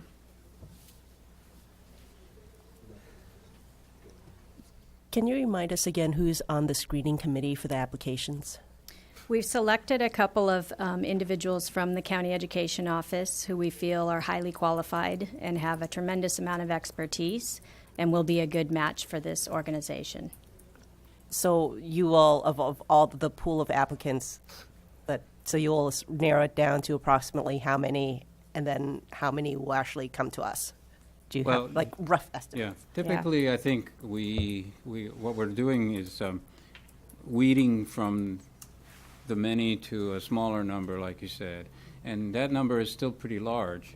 And that's when we go in and we split up the references and we start making phone calls and we get to know them a little bit more. And we call the individuals sometimes, depending on whether some of them we've already talked to. And what we try to do is narrow it down. I think typically we'll probably try to bring you 7 to 8. no, not that high, think not less that than that. many. But generally speaking, I think we're shooting for 6, which is a good number, so it's not too many, because I think bigger than that. Sometimes we will go to 7 if we just can't decide, and they're really very, very good, and we think you should look at all 7 of them or so.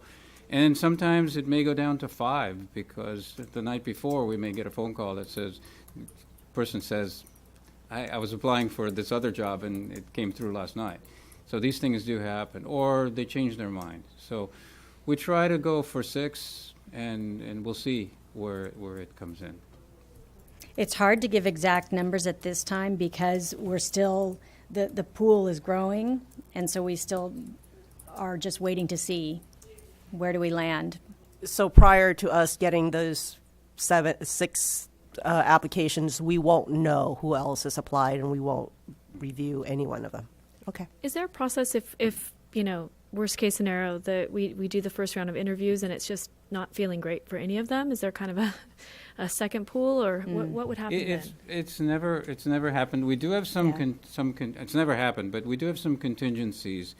At least in my experience, it has never happened. But we do have some contingencies. One of the contingencies is that if we have 10 candidates who look pretty good, and we're going to bring in 6, I will call the other 4, and I will tell them that they are alternates. And should someone back out, Right. I will call them the night before and ask them if they're still available to come in.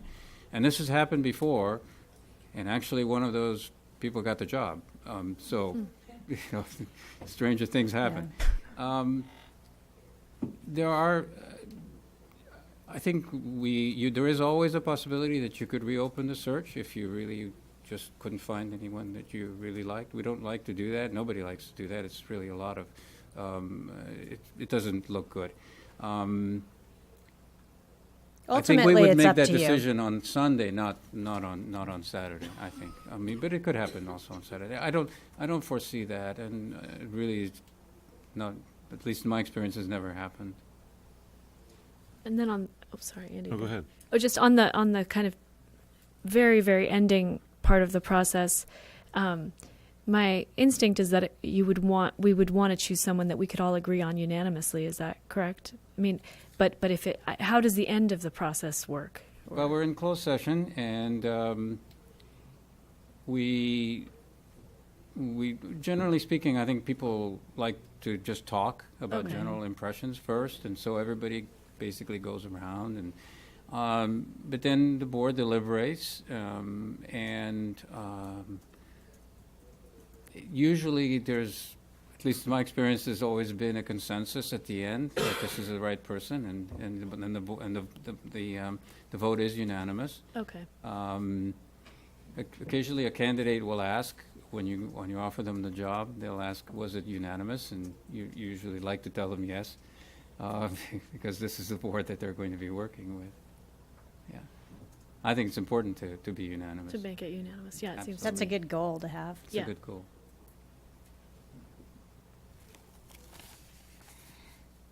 Any what other else do we have? thoughts on timeline or any of those pieces? No, it looks good. Okay. The next thing we have on our list is to talk a little bit about reviewing the contract so that you're all prepared for that phase of it. Once you do find the individual you want to offer a contract with, you want to already have been familiar with it. So I think at this point, it might be worthwhile for everyone to just take a look at that contract, to read through it, get to know it a little bit. And I'm not clear on whether or not you would like Craig Price or someone else to review that contract ultimately before it's offered. That's up to you. You're not talking about tonight. We're looking. They'll be right in. That's good. Contract, yeah. I'll get I'll get Yeah, that would all be Mr. in Price closed to session. forward that to the board members. Yeah. Yeah. And then we can go over that in a closed session maybe at our next board meeting. Yes. So if you could contact Craig, Jolene, and have him just maybe forward that to us with the agenda. Yeah, send the contract with the agenda, and If you would like us to confer with him as well regarding that, we are able Yeah. to do that. yeah, But and that's I up to check you. with him and see if he recommends that. I don't know if we necessarily want it to be that out there, but maybe it's something he just brings and we review it at the meeting.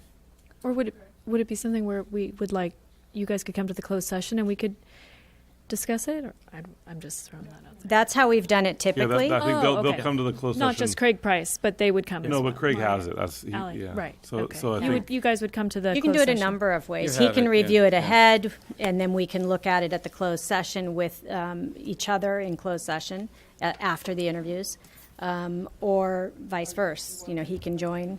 So if we don't want it out there, we can also, if there's a copy at the district office with Jolene, we can all just go by stop by and and take read a it, look yeah. at it. Yeah. Yeah. Yeah. But it's not it's not absolutely out there. crucial that you do it that far ahead, and we could talk about it on Sunday, on that Sunday, if you wanted to, and we could do it then. If you had, most contracts, superintendent contracts are pretty basic and they follow the same language, but there may be something in that contract that you would like to have taken out. In that case, you would do that in closed session, and we would work with Craig on making sure that Okay. the contract looked like what you wanted it to look like. it's a pretty good contract. It's pretty thorough. Probably. Yeah. Yeah. Yeah. I don't know who drafted it before, but they usually, Craig did. these guys are pretty good at it. Yeah. Yeah. So we're looking at this as the March 14th board meeting, correct? Or let's see. another closed session? Which one are we looking at? Would have to be. We could still do it Have on to be that. on Saturday or If we Sunday. want to do it before. April the No, we could do 17th, it. Well, we're not. 8th, No, we're going to discuss it. Yeah, so it'd be the 4th. contract? Okay. So it'll be during the April 9th meeting? Yeah, because I think there's a period there between the final interview and there's Right. a negotiation period. So we can Right. we can review it at that meeting, and then if there's changes that want to be made, we can incorporate those into the contract before we present it. Okay, so it's not for the next meeting, I just No. want to double We'll check. do- and we'll then do it- we'll do it But during we the- decided that you're going to come by the office and take a look at it at in my office. Individual board members can stop by the office and Okay. take a look at the Okay, existing now I'm contract. clear. Yeah. Thanks. Yeah.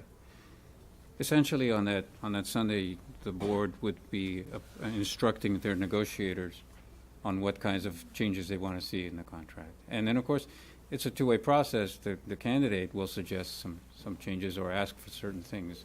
And then the three of us, the negotiator and the two of us, will work back and forth until we get it right, and then we will report to the full board. Great. Last thing on this item, we will definitely communicate with Jolene to give you information on what the schedule will look like on those days, so that you have a sense, timing, and how long interviews are and all of that. Okay? We do need to know, and this is something you can discuss on Sunday. Some boards like to start right away at 9 o'clock. Some boards prefer to start in the early afternoon. So that would be your call. I would say, I mean, my feeling is we have a morning session and an afternoon session. We break for lunch, rather than have a marathon afternoon session. I don't know how everyone feels about that. For Saturday. For Sunday or Saturday? For the Saturday. First day. Okay, yeah, no. That Oh, one you're talking about the second interview? Do you want to start in the morning, or do you want to start in the Probably afternoon? the morning, because if the think candidates if are they're- out of town. If they're that's staying just over, I don't courtesy. think they're going to want to stay around all Courtesy day to them. long. That's Okay. fine, yeah. So morning. That's not a problem. So Sunday we'll start early, and usually we go about an hour for each of the candidates, and it'll be 2, 3, depending on where you are on Saturday night. Yeah, Okay? yeah. And then we'll work with Jolene on the choice of a place or a hotel or wherever you'd like to have it. Yeah. Okay. We're good. We're good on that item. All right. We're all set. I think the next item is ours too. Yes. Next item. Okay, yeah, appointment of board representatives for negotiations with the superintendent candidate. And this item was intended to be the appointment of one board member to negotiate that contract along with Al and I. It was written incorrectly, so that's why it says 2 on there. Oh. So this is all up to you. I would be happy to I mean, I think I had expressed interest in helping with the screening process I think that back we in the did. back in the very beginning, but anyways, I continue to be interested in helping to screen at this point. So Yeah, me too. This would be for negotiations. Yeah. Right. I'm, So I'm- maybe- I'm happy to do the negotiations. If I think Craig and I did it last time. Generally speaking, it is delegated to probably the board president, board that makes more president, sense, yeah. It's just it needs a formal action to be Okay. done. Yeah. I move to make Andy, our board president, the representative to negotiate with the superintendent candidate, Along with the two of us. along with Al Zanana and Mari Baptista. Second? Any discussion? All in favor? Aye. All right. Well done. Okay. Thanks, guys. Thank you again. We'll Good to see see you- you Good luck all. with you everything. next Thank you. Thank you. Yeah. Thank you. Okay, we'll move on to item E8, 2017 CSBA Delegate Assembly Election. And being asked to vote for a CSBA delegate for 2017, Subregion 11A, Santa Barbara County. And let me pull up our candidates here. One candidate. One candidate. Okay. That's easy. And the Is it candidate loose? Yeah. Yeah. is, who's the candidate? Luz Reyes. Who's Reyes? I believe is on the school board at Goleta. Okay. Can I get a motion there? I move to Point? Yeah, so we gotta move to a point. I move to appoint Luz Reyes as our CSBA 2017 CSBA Delegate Assembly member. Second? Okay. Okay, second. All in favor? Aye. Aye. Okay, item E9 is a discussion and possible action to cancel the March 28th regular meeting. I will be out of town. I think we may be as well. I think that was why it came up, because it falls right there during spring break. Is there any opposition to canceling this meeting? My only question was, how does it work? Then do we have to reschedule another meeting? Mm-mm. No. And it's just a few days. It's like a week before all the board. No, April 8th. It's like 2 weeks It's a week before. and a half, approximately, before the interviews. Right.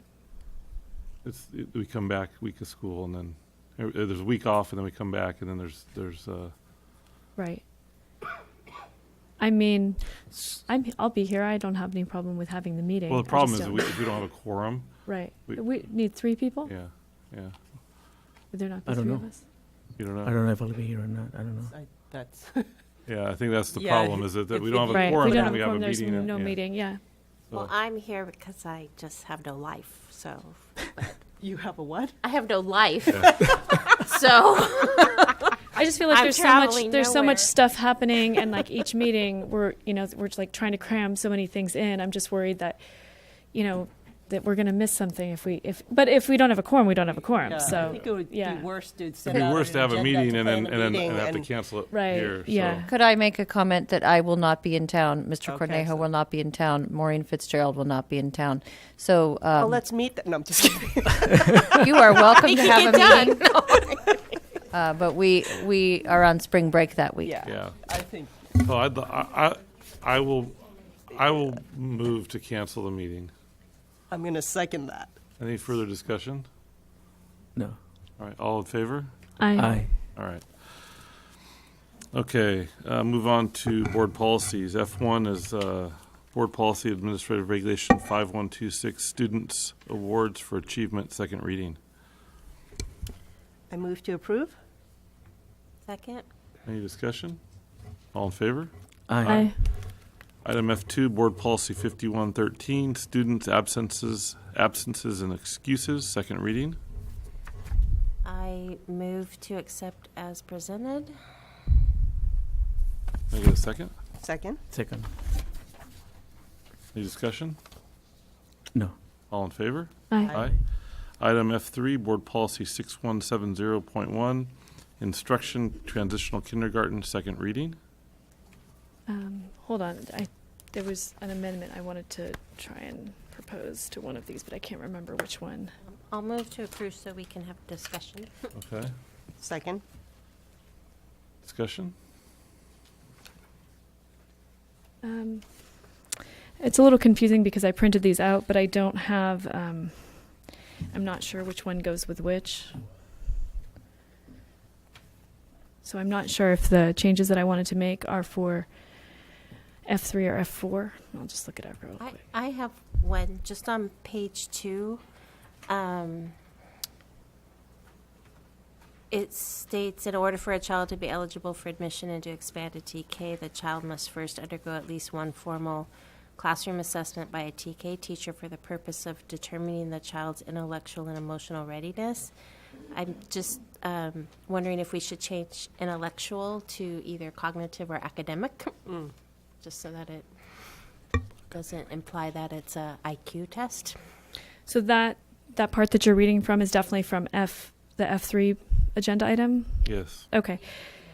Okay, then, yeah, that's where I had some changes as well. So, did you already made a move to amend, to pass it? Yeah, just so we can discuss. Yeah, we've made a Okay. motion. Yeah. Okay.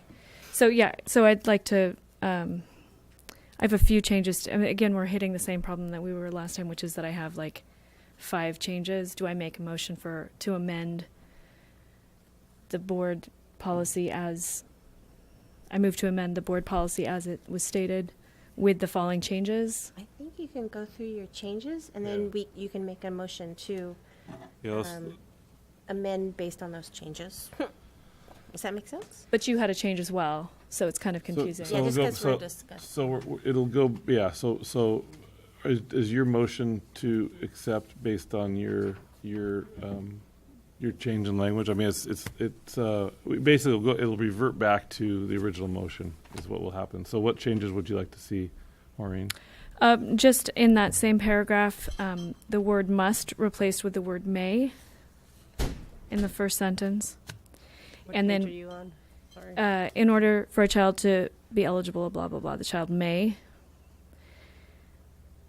And then in the next paragraph, the 2 shalls also replaced with may. The child may, and then the parents and guardians may be, and then... So you're basically taking the requirement away and making it optional? Well, Yes, and it's based on my discussion with the ETK teacher at Canalino who had some real questions about the assessment piece. The ETK teacher at Canalino? Mm-hmm. Or sorry, at Aliso. And in her presentation, she basically talked about how she wasn't sold on the assessment piece, and then I gave her this and had her read it and got feedback from her directly that she disagreed with the assessment piece. And so I thought it might be helpful to have it in there in the board policy, but by adding the may, there could be some discretion also, because who would do those assessments? What assessment would we use? We don't have anything in place. We don't, she really didn't, the assessments weren't done this year. When would that timeline happen?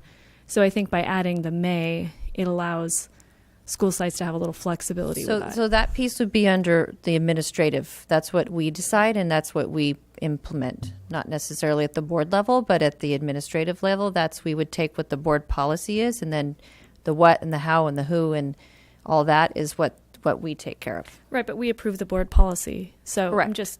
I'm just asking that we change those shalls to may. But if you change it to may, then it'd become optional. Mm-hmm. But it's also, if they want to implement it, then they can. But the No, parent but can opt the out. policy says may, so that's like So optional. basically, it gives the parent, if they don't want their child to be assessed, they'd have the option if it says. Well, they weren't assessed this year. Well, and that's why we're That's making why the we're- changes, because. But this policy was in place this year, but they weren't assessed this year. So we're revising the policy. Yeah, Right, but- there were a lot of things that weren't done this year. Right. So what I'm saying is if the school, when I talked to the ETK teacher about it, I had her read the whole thing, and she said, "Oh, well, that whole assessment paragraph should be taken out." And I said, "Well, the board feels really strongly about the assessment piece. I don't think they're going to agree to have the whole paragraph taken out." What's your But feeling, I said if we changed it to may, then it would give, if it's felt very strongly at Canalino that it should happen, then it should. And if it, ideally, I think it should be implemented the same at both sites. But last year, for instance, it wasn't. At Aliso, I had to jump through, as a parent, I had to jump through many, many hoops in order to get my daughter even starting to get enrolled at DTK, and at Canalino, they were just signing them up. So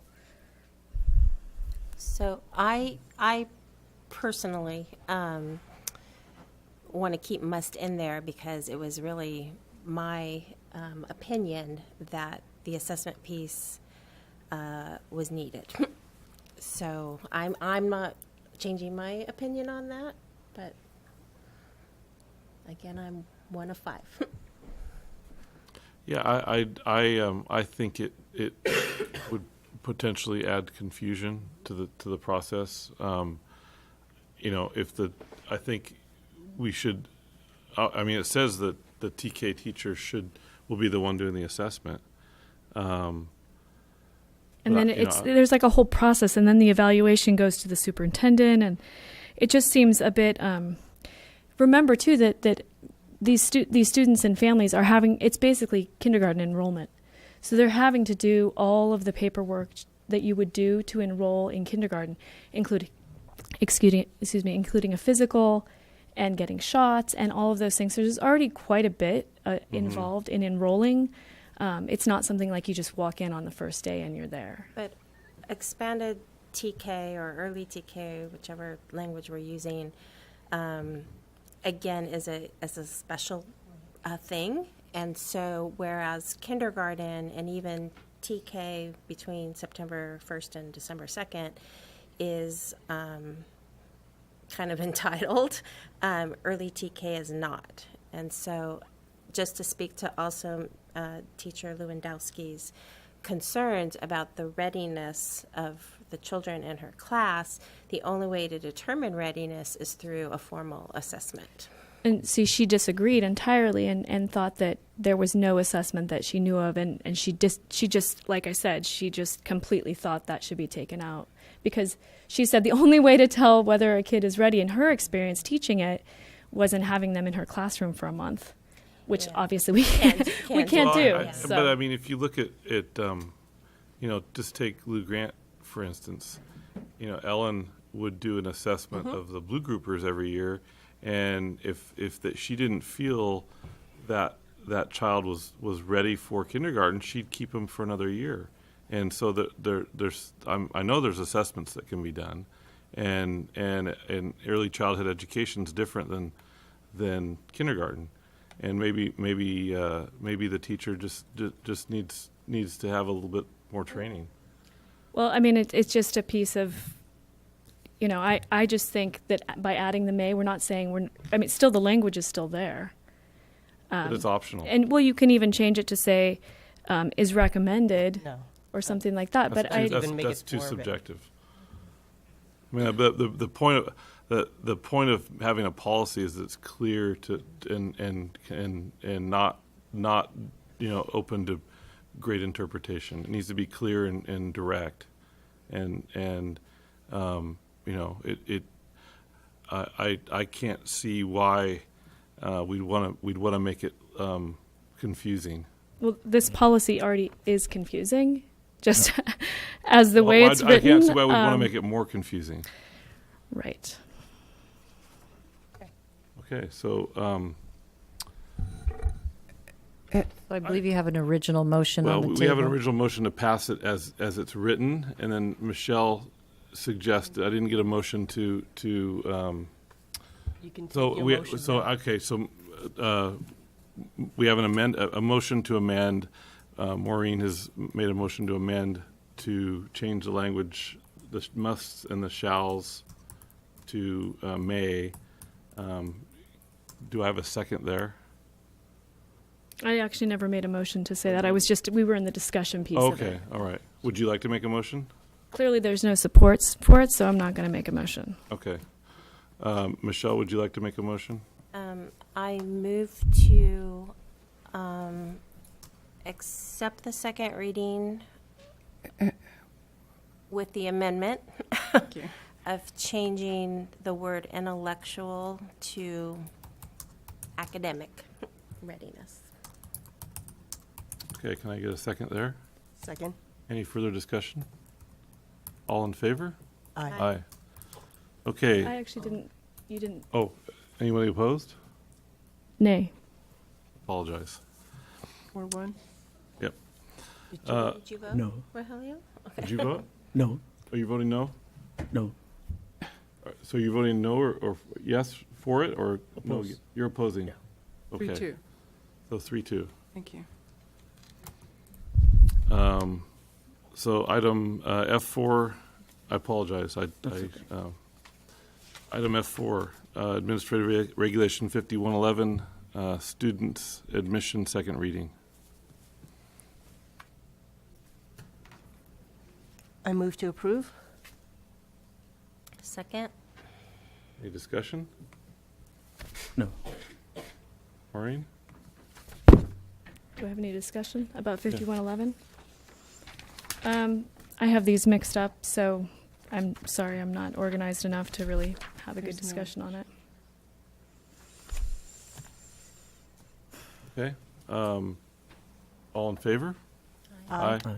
Opposed? Nay. Okay, 4-1. motion passes 4-1.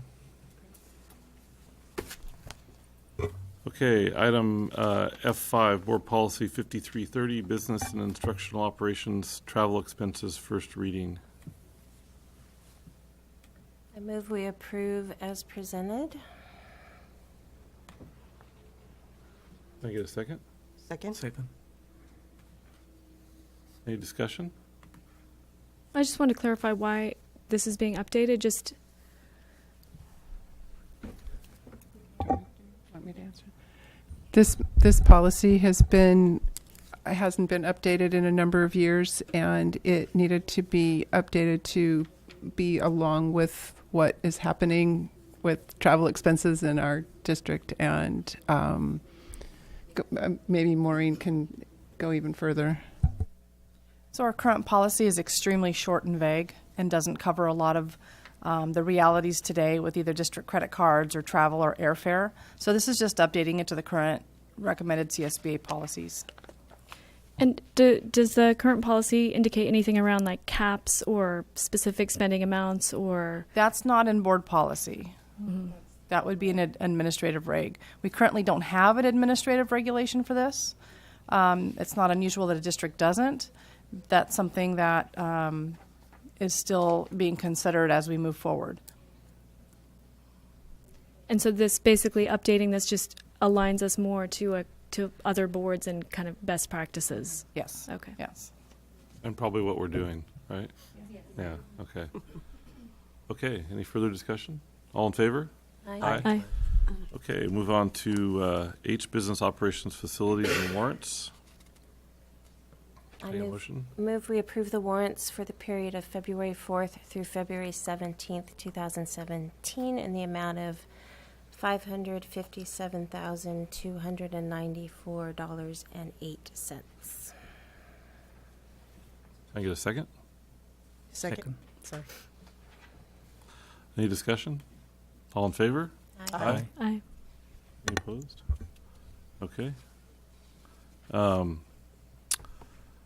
So we'll move on to Measure U, contract with Simpson Land Surveying. We're being asked to, this is for Aliso. The contract is for modular classroom additional topographic survey at Aliso using AutoCAD GPS method for $3,000. And the campus modernization, additional topographic survey of Aliso using AutoCAD and GPS for another $3,000. Contract to be paid for with Measure U funding. Can I get a motion there? So moved. Second. Any discussion? All in favor? Aye. Okay, item I2 is contract with Kruger Benson Zemer Architects for the CHS and CMS. These are several contracts. The high school walkway replacement and restroom ADA upgrade buildings B, F, and G for $61,100. Campus modernization of existing campus building, re-roofing, modernization of mechanical, plumbing, and electrical systems for $918,940.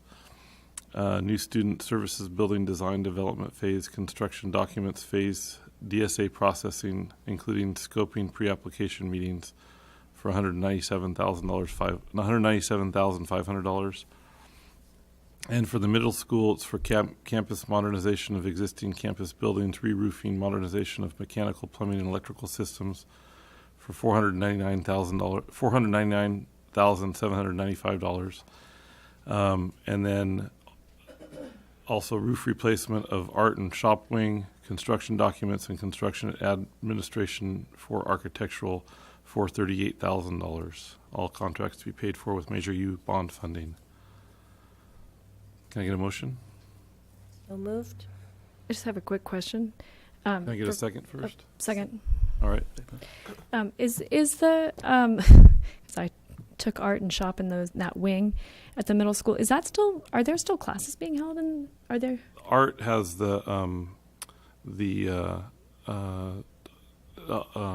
All Stars. No, not the All Stars. The SEALs. SEALs. The SEALs group. The students who are between 18 and 22. They have their special ed students. Oh. They're in the art building. Okay. And So it's then being used for teaching. It's just not. the wood shop is not, and I'd like to really. I've been trying since I've been on the board. I've been trying to get the wood shop back, and hopefully we can make some progress towards Okay. that. Sorry, later on. a little segue. Just curious. But the building needs to be updated. Okay. Yeah. Okay. All in favor? Aye. Aye. Okay. Item J, personnel. Resolution number 17-801. Reduction or discontinuance of particular kinds of certificated services. I move we adopt Resolution 17-801, reduction of particular kinds of certificated services. And do you want me to read any more of it, or is that enough? For this 2017-2018 school year? I think that's.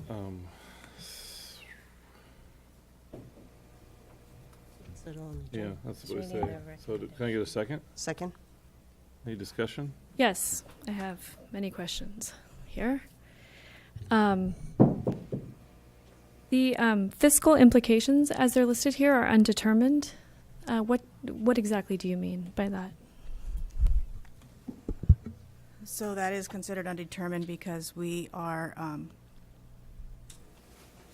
actually I may have made an error, and that should have been the cost of the teacher. Of an FTE? I'm sorry? An FTE? 1 FTE. Cost of 1 FTE. Okay. And why is this adoption needed, and why now? As was discussed at the board study session, this was a recommendation from the administration team, and it was, we were given direction to move forward. We are reducing a 1.0 FTE at our continuation school. That's Rincon? Correct. Rincon and Foothill. And why was this decision made? So we discussed this at the board study session. If the public is interested, that meeting is on YouTube, and all the documentation is on the website underneath the business and operations tab, I believe, under budget. So we looked at, if you recall, we looked at staffing versus class size, and we looked at the size, the student size of Rincon School versus the staffing of Rincon School.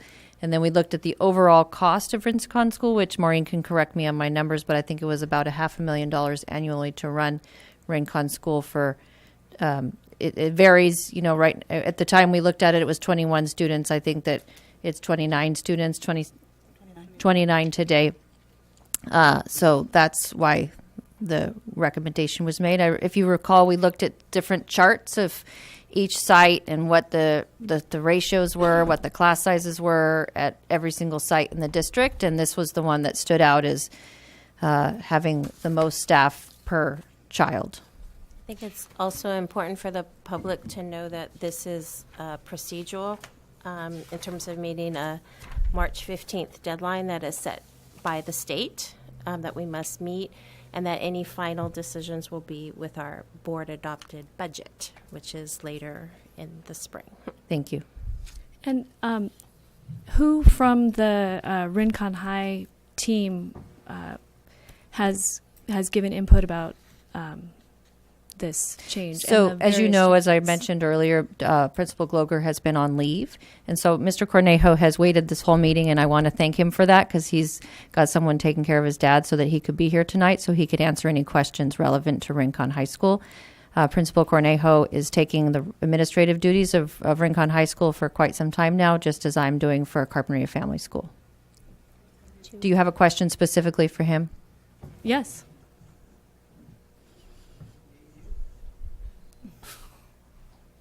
Could you repeat the question? Yes, of course.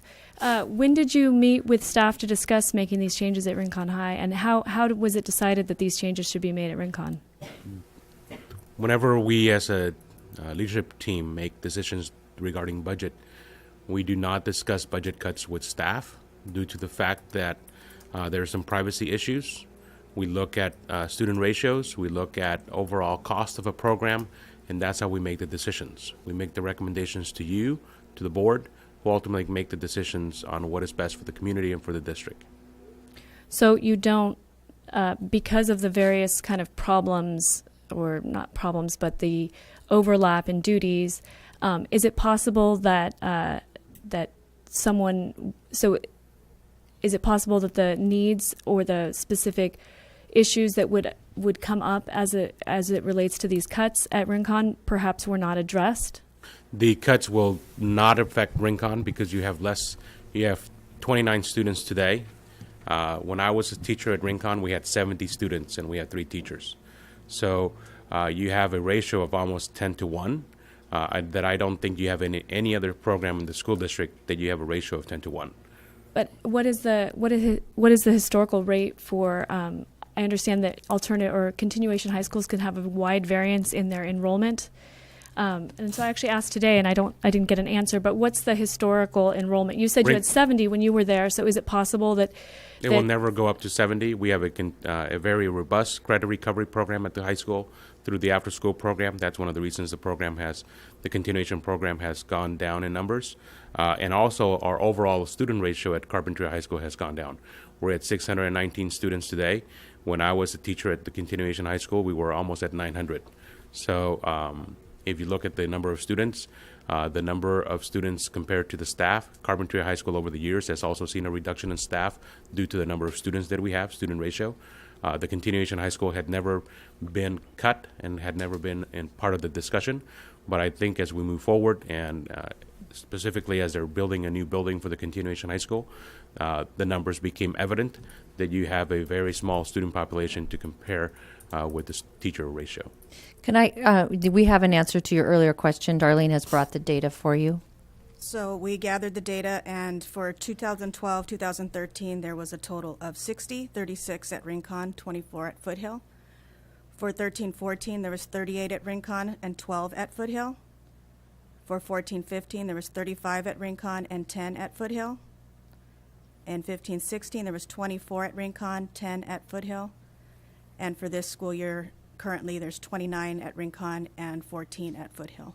So for the public's knowledge, Foothill is an independent study high school, so those students don't actually come and be part of the classes. And also, I'd like to give Mr. Cornejo a huge amount of credit for the steady decline in the numbers at Rincon. This is actually a good problem to have. We want our students at the regular high school if that's what works for them. So that we've gone down from 70 students to 29 students speaks really highly of our high school and its ability to intervene with students so that they can maintain their load at the high school and get the supports that they need for credit recovery there. So that's a big win, actually, for Carpenter Unified School District. It's a good thing. So I appreciate the positive spin that we're getting right now. However, that's not what I have heard, and I don't think it's what we as a community have necessarily heard from the people actually participating at Rincon and who have participated. The budget cuts that were proposed at the budget study session with regard to Rincon would basically decapitate the program and would create a basically de facto closing of the school. I don't believe that's within the hold on. What do you base that on? That's a pretty big because assertion. I met with Rincon High, or the people at Rincon invited me to meet with them on Friday morning and explained to me that the impact that the budget cuts that were as they were proposed would actually have on the school, the administrative cuts, the elimination of the principal, and the elimination of the teacher. Now, I don't believe that in this interim time, this time period without a superintendent, that it's a good idea to basically eliminate or decapitate our continuation high school program. I believe that this program is too important to devastate financially, and I believe that changes to it should be reevaluated and approached once we have our new superintendent in place. So, go ahead, Michelle. No, go ahead.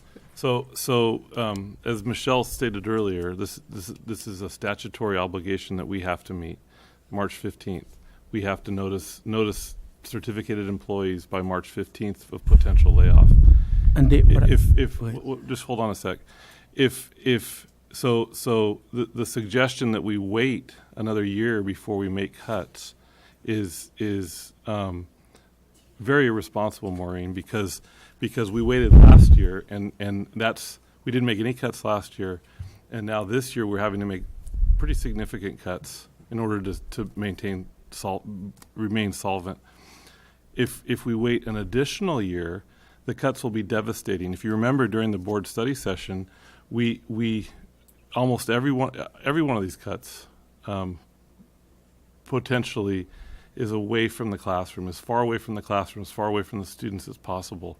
If we wait till next year, make no cuts this year, then the cuts are going to be directly affecting students, class sizes, programs, counselors, after school, all those things. Are you asking me my opinion on how I would proceed if asked to make significant budget cuts, as we may be needed to in the future? Yeah, but if we don't notice, we can't do it. Well, but this I also looked up this type of resolution is typically, and I looked up the state code for it, which you're welcome to read, the California Legislative Code. It's 14 44955. This is typically used whenever a particular kind of service is to be reduced or discontinued not later than the beginning of the following year. It says whenever in any school year, the average daily attendance of a district is in session shall have declined below corresponding period, whenever the governing board determines that attendance in a district will decline. So clearly it's used by typically ADA districts to say, oh my gosh, we have a crisis of enrollment. We have this this enrollment shortfall, and we've got to eliminate staff. Or it was also used in 2009 for a lot of districts as a result of drastic, revenue cuts. It's like, oh my gosh, we have a crisis, a financial crisis, and now we're going to. Are you reading the subsection, or are you just reading the policy, the Ed Code section itself? You can take a look at it. It's 4955.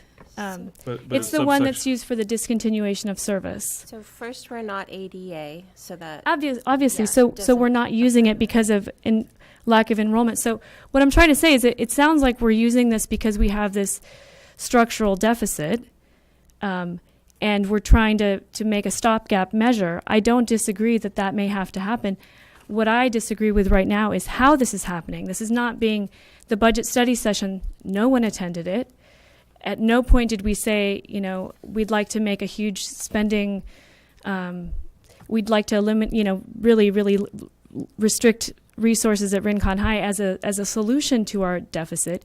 We did. At no point. We actually did.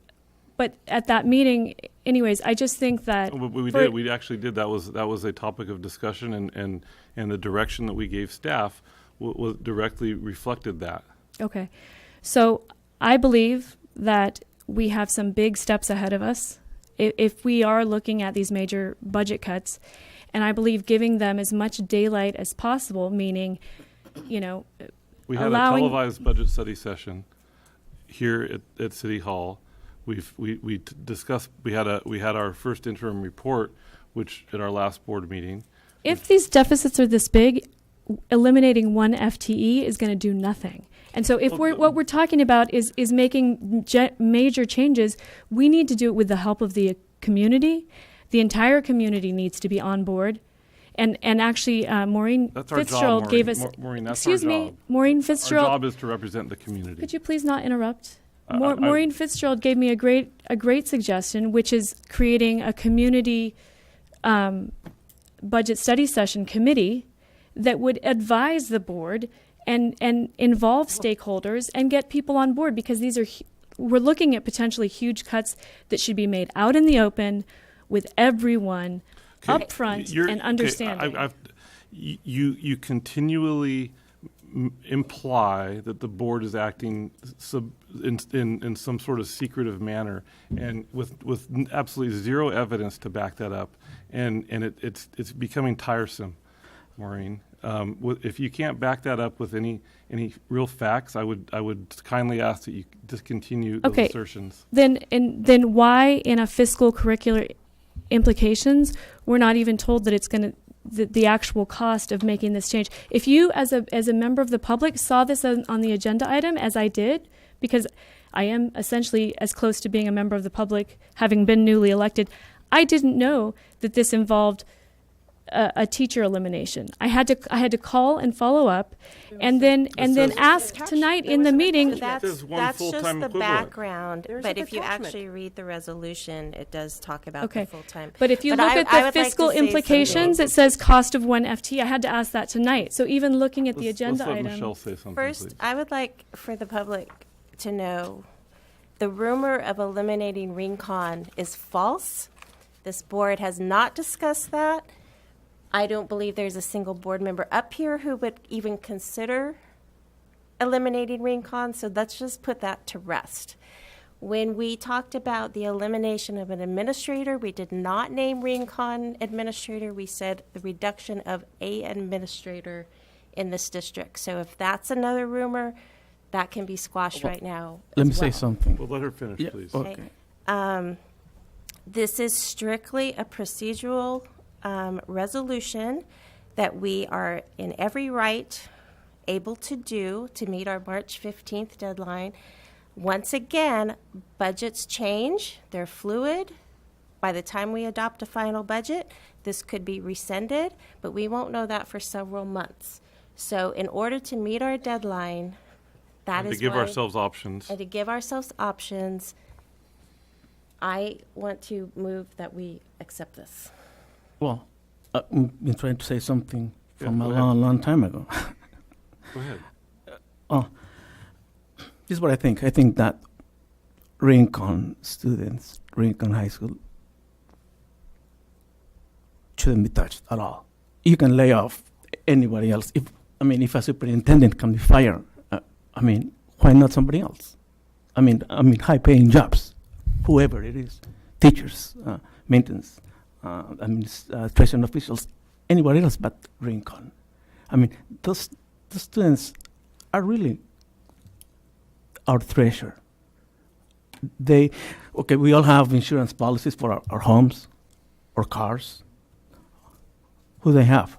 They have the board, they have the district as their insurance, and today that insurance is being canceled.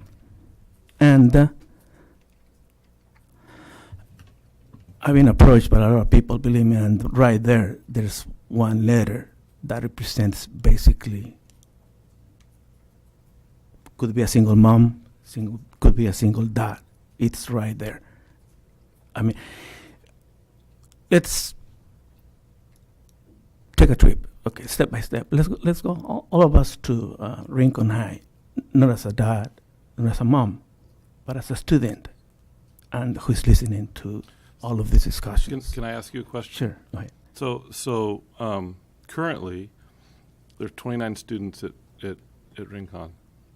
They have 3 teachers, a full-time or a 0.8 FTE counselor, and so that's about 9. No, well, if you include the counselor, it's 9 students per teacher, plus the counselor. So is that fair to the staff at the high school who have classes of 35 and 38? This is the difference. We're talking about students who are there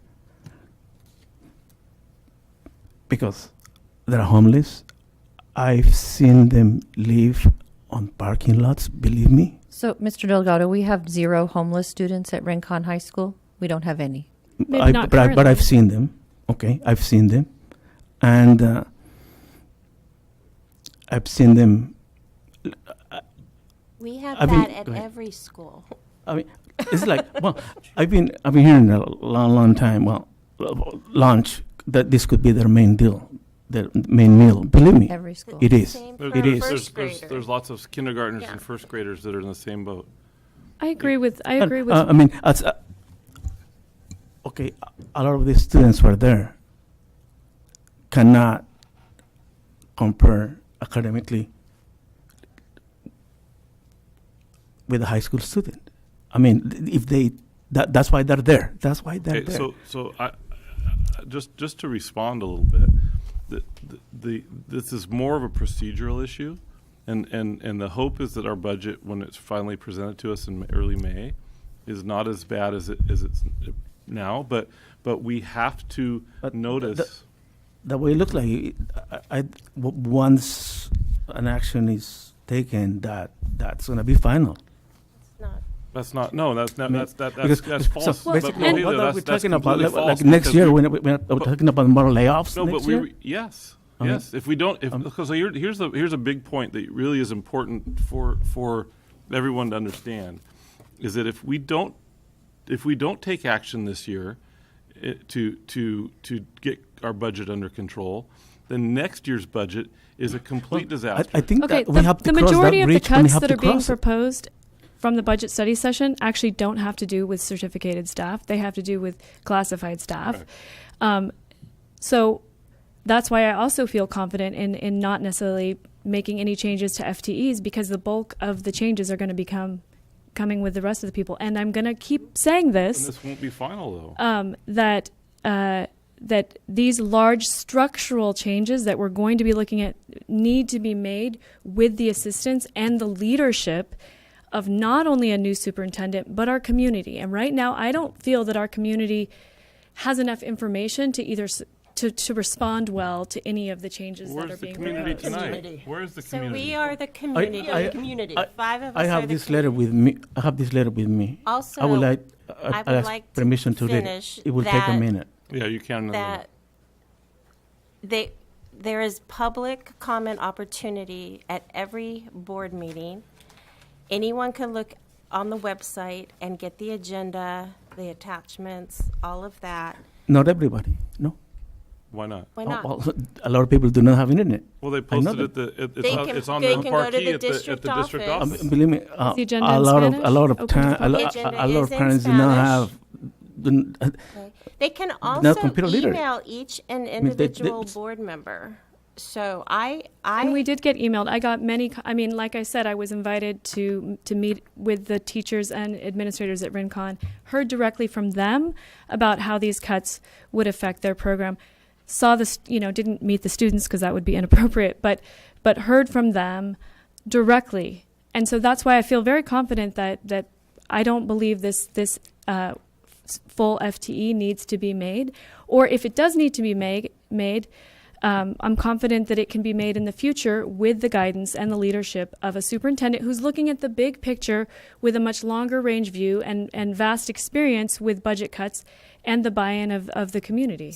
Once again, I will reiterate that if we do not make cuts this year, Maureen and Rogelio, the cuts you will be shocked at how much we have to cut next year in order to stay I solvent. think that it all goes back to last year. We have talked about why Again, cuts were you're not you're made you're last year. 100% right. Yes. 100%. It was a mistake. It was. Correct. Yes. It was. And if we Then- don't do it then this we year, are- it's worse. we're- It's now worse we're next paying year. for it double. And Yes. if we don't do it now, And it will it's worse continue. next year. Each year. So It Andy, it wasn't a community what is your mistake. worst case scenario that you keep alluding to? Is it going to happen next year, and what is it based on? My worst case scenario, if we don't make cuts now, you saw the budget, Maureen. Because you saw the structural deficit. salaries, benefits. So next year, STRs the and reserve would PERS go down to continue 8.25. That's your worst case scenario? But Maureen, during the budget study session, we looked at a projection of 4 years out, and by that third year, we are down. And I've already discussed this. We The are a numbers. $30 million organization. You cannot plan for a budget year by year. You have to project, and you have to be careful. Which is why one FTE is basically virtually going to do nothing to remediate any sort of $580,000 cut. And I think that it doesn't speak to any sort of plan. It's sort of like, let's throw a penny in the water and wish for good luck. So either a deliberate the whole budget or study session. the budget study session, which again was not supposed to be a series of recommendations. It was supposed to be a study and understanding of the budget. No, that's not right. We gave direction from the budget. That a budget study session you always come away from budget study sessions with some sort of direction to staff. That's the procedure. That's what's gone on for a long time. I understand that. I understand that, but I came prepared to a study session and nothing else. Nothing else. No recommendation. No direction to the district on anything. Just. So you can't make a decision based on information given to you at one point in time? I mean, I have to be. Huge amounts of budget information, huge amount of budget information, and only one set of options given in terms of staffing cuts. One set of options with no fiscal ramifications, no structural information about how those fiscal ramifications would then, affect the actual stakeholders, i.e. the students. What's best for students? Leaving Rincon alone for now and looking at the big structural deficits with leadership. Let me read this. Take a minute. It will take more than a minute to read this letter. Okay, this is the letter. Okay. I am Eva Lopez, a single mom, working hard to put food on the table. 2 jobs. That's the reason that I'm not here with you tonight. I want you to reconsider the cuts at Rincon High School. Those students should not be included in the cuts. A lot of damage will be done to families, students, and their lives will be affected because they need special care. Thank you, Eva Lopez, mother of Anthony Lopez. Thank you. Public comment? Yeah. Do you want to take more public comment at this time? How many are there? How many are there? There's, well, essentially one, but seated time, so 6 minutes. Seated the time. Jay. The student. The time. Who's the time seated by? Time is seated by Travis Campbell. Okay. Oh, gracious. Thank you. All right, well, I will first want to appreciate that Mr. Schaefer acknowledged that the board's role is to consider cuts and reductions that are demanded. He stated that. Oh. All right, should we start the time over? Because I'm certain that Mr. Schaefer will cut me off if I go over. Thank you. Thank you. So I appreciate that Mr. Schaefer acknowledged that the board's role is to consider cuts and reductions as they are demanded. He is correct. He stated that is our job. And I agree with a caveat that it is your job to do so legally. And currently you are not. And you've been advised of this, but you continue to charge forward as if you have taken all the legal considerations into account, which you haven't. While Mr. Schaefer continued to overtalk and cut off his fellow board members, bullying his way through this conversation, he demanded, if you can back your statements up with some real facts, do it, or stand down. I believe that was the gist of what you said, if not an exact quote. Well, I'm here to provide some of those facts. While Mr. Schaefer and Ms. Robertson tell you their decision, and Ms. Fabre tell you their decision is about saving money, what they're actually doing is preparing behind closed doors. They don't share this with you, but they're preparing behind closed doors to spend even more than they would save with these cuts defending their untenable legal position, only to have their decision reversed through binding arbitration. So the facts, that's one fact, but here's another one. On or around January 24th, 2017, the CUSD Board of Trustees, in a 3-2 vote, approved proposed layoffs and reduction of hours of specific classified positions. The district violated Section 18.8 of the Classified Bargaining Agreement when it failed to meet with the union 10 days prior to proposing these layoffs. Further, the district also violated Section 18.10.2 when it failed to meet with the union 15 days prior to approving the proposed reduction of hours for classified positions. Lastly, the district violated Section 18.12 when it failed to provide the union with an updated seniority roster. For those in the audience that aren't familiar with the work of the union, we represent the teachers and the support staff across the district. And when the district is violating their contract, we try to work with the district to remind them that there are rules to that responsibility that you hold. And unfortunately, we have to do this a lot. We made an informal effort to resolve this matter on February 15th in a personal phone call to the HR director, followed by an email to the administrator in charge, Ms. Pursoon. The district's response was wholly unsatisfactory in that they denied the very actions they just told you they took. You just told them you took action. Yet, legally, in your document, in your response to the union, you denied taking action. So the comedy will come out, but it will come out in a court. And it will come out after hundreds of thousands of dollars of your money and this community's money is spent to get no impact that you're talking to, that you're speaking about. So it would be comical if it wasn't so serious. And it is serious. CAUS filed a formal written grievance on February 16th, and let's see. The district's initial response has been crickets. We've heard nothing from you since we formalized our grievance. Not a word. No response. So today, after the timeline fully expired and you had an opportunity to respond, we filed a level 3 grievance, which carries this closer to arbitration. Meanwhile, you continue to charge down this same ineffective path, this same legally untenable decision. And fighting, over talking your own board members that are asking for the same thing that the union's asking for, which is let's get the best heads in the district to talk this through and figure out, is this the best decision or not? I'm not even speaking to the value of the decision. How could I? The decision's been made from your perspective. What I'm speaking to is the process that you were commenting on, Ms. Claffey, the promise that you were trying to comment to Mr. Delgado when Mr. Schaefer continued to bully and overtalk and shout you down and demand facts that he already has. You have these facts, Mr. Schaefer. Why are you asking them for the facts? You're sitting on them, but you're refusing to mention these facts. So I mention all of this because if the community is paying attention, which I sure hope they are, but I'm not quite sure because there's more kids in the audience, thank you very much, by the way, than there are adults in the community in the audience. But if the community is paying attention, they should know what's going on here. And what's going on is you're pulling the wool over people's eyes. You're creating conflict where it doesn't need to exist.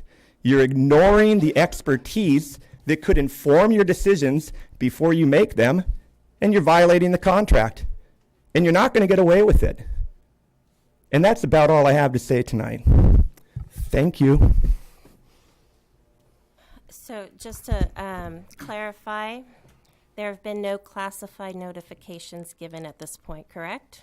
That is correct. And there has been no formal certificated notice given either. So we have not violated the contract at this time. You're done, Since my 6 minutes, I believe, is not done. It is I'll done. clarify that. Mr. I will Ochsner. clarify that the contract does not require. Mr. The Ochsner, contract does not this is not require a debate. the formal notification. I'm not debating you. I'm clarifying. You asked for facts, Mr. Schaefer. Here I am. Mr. Ochsner, could you please sit down? And the information Mr. that Ochsner. was just provided.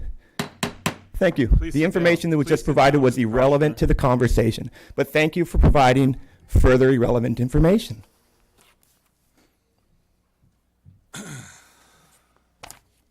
Okay. We have a motion. We have a motion and a second. Do we have any further discussion? Do we have a second? If we do. Okay, all in favor? Aye. Aye. This is roll call, it's a resolution. Oh, resolution, okay. Keep rushing. Aye. Maureen? Nay. Michelle? Aye. Andy? Aye. And I'm aye. He said aye. Aye. Who's that? You. No, I said no. You said aye. You said aye. You're opposed? I oppose. Okay, all right. Okay, board communications. Mr. Delgado. No, no comment.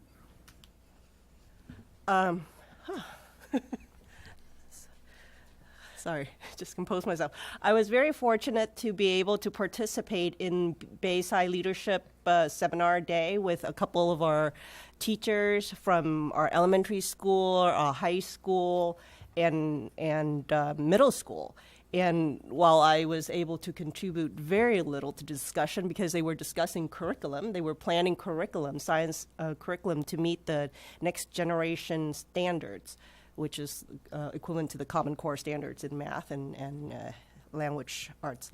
So it was so fascinating, and I felt so privileged to be able to see actually teachers from all parts of CUSD working so hard together so that we have this continuous curriculum from K to 5.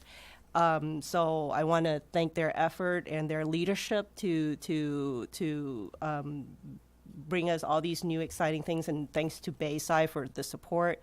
One of the things that I heard, which is I'm going to bring up again when we talked about the next agenda item, is to establish a committee to talk about CUSD, the district calendar, so that teachers can participate and stakeholders can participate in this committee to establish our annual calendar, so that teachers can have input on dates where there are training necessary for curriculum. So I'll bring that up again Great. when we talk about the agenda. Thanks, Thank Jacqueline. Michelle? Nope. Maureen? I just want to describe in a little more detail my meeting with the folks at Rincon High. I was invited to visit their campus, which I happily agreed to because it was the only campus in CUSD that I had not yet visited. I attended every other school, so it was easy. That was easy. But Rincon holds a special place in my heart because some friends of mine, when I was in high school, participated in the program, and I truly believe that Rincon saved their lives, and that's not a small. That's no exaggeration. I heard from them that while the credit program that Mr. Cornejo has created is working for some students, it for the most part is not working for the students at Rincon, which is why they're there. I also learned this week in my conversation that it's an alternative high school, which I'm sure we all know, and there's actually an alternative high school commendation program or something that might be interesting to participate in. You can actually get special recognition for your continuation high school. Anyways, it's an amazing group of individuals, and I recommend any board members to visit the campus and meet the people that are making it happen. My husband, as a teacher who works in a kind of similar population, it's not a typical high school group. It's a real challenge, and they're, like all teachers at CUSD, amazing. So I was glad to have that opportunity. Thank you. Thank you. Okay. Board calendar. March 6th, we're scheduled to tour middle school, Aliso, and Summerlin. Yeah. Yeah. All right. So I think we've all got that on our calendars. What time is that? Starts at 8. 8 o'clock at the district office we're meeting. Okay. And future agenda items. I don't think we need to. Do we have anything we want to add to this? I want to add the creating a committee for district calendar. Oh, sorry. For the CUSD district-wide calendar. Establishing a committee to develop the CUSD-wide district calendar. I know this is something we've talked about from time to time. I think there is a calendar committee, isn't there? It's a negotiated. It's a negotiated item. But do we have like teachers and Teachers are part of it, and teachers administration. Yeah. Never mind. Along those same lines, Jackie, I'd like to add a budget. I don't know what, Maureen, I don't know what it was called, the committee that you suggested, the budget study committee. Yeah, so I'm not suggesting it. I just mentioned that some districts do have budget committees. It's a committee of the board. It's just called a budget committee? It's called different things in different places. Okay. Well, then maybe adding discussion on forming a budget study committee. Since No, okay. Yeah, that's we can. That'd be a great discussion. Okay, I think we've all said enough tonight, and we're going to adjourn. Thank you.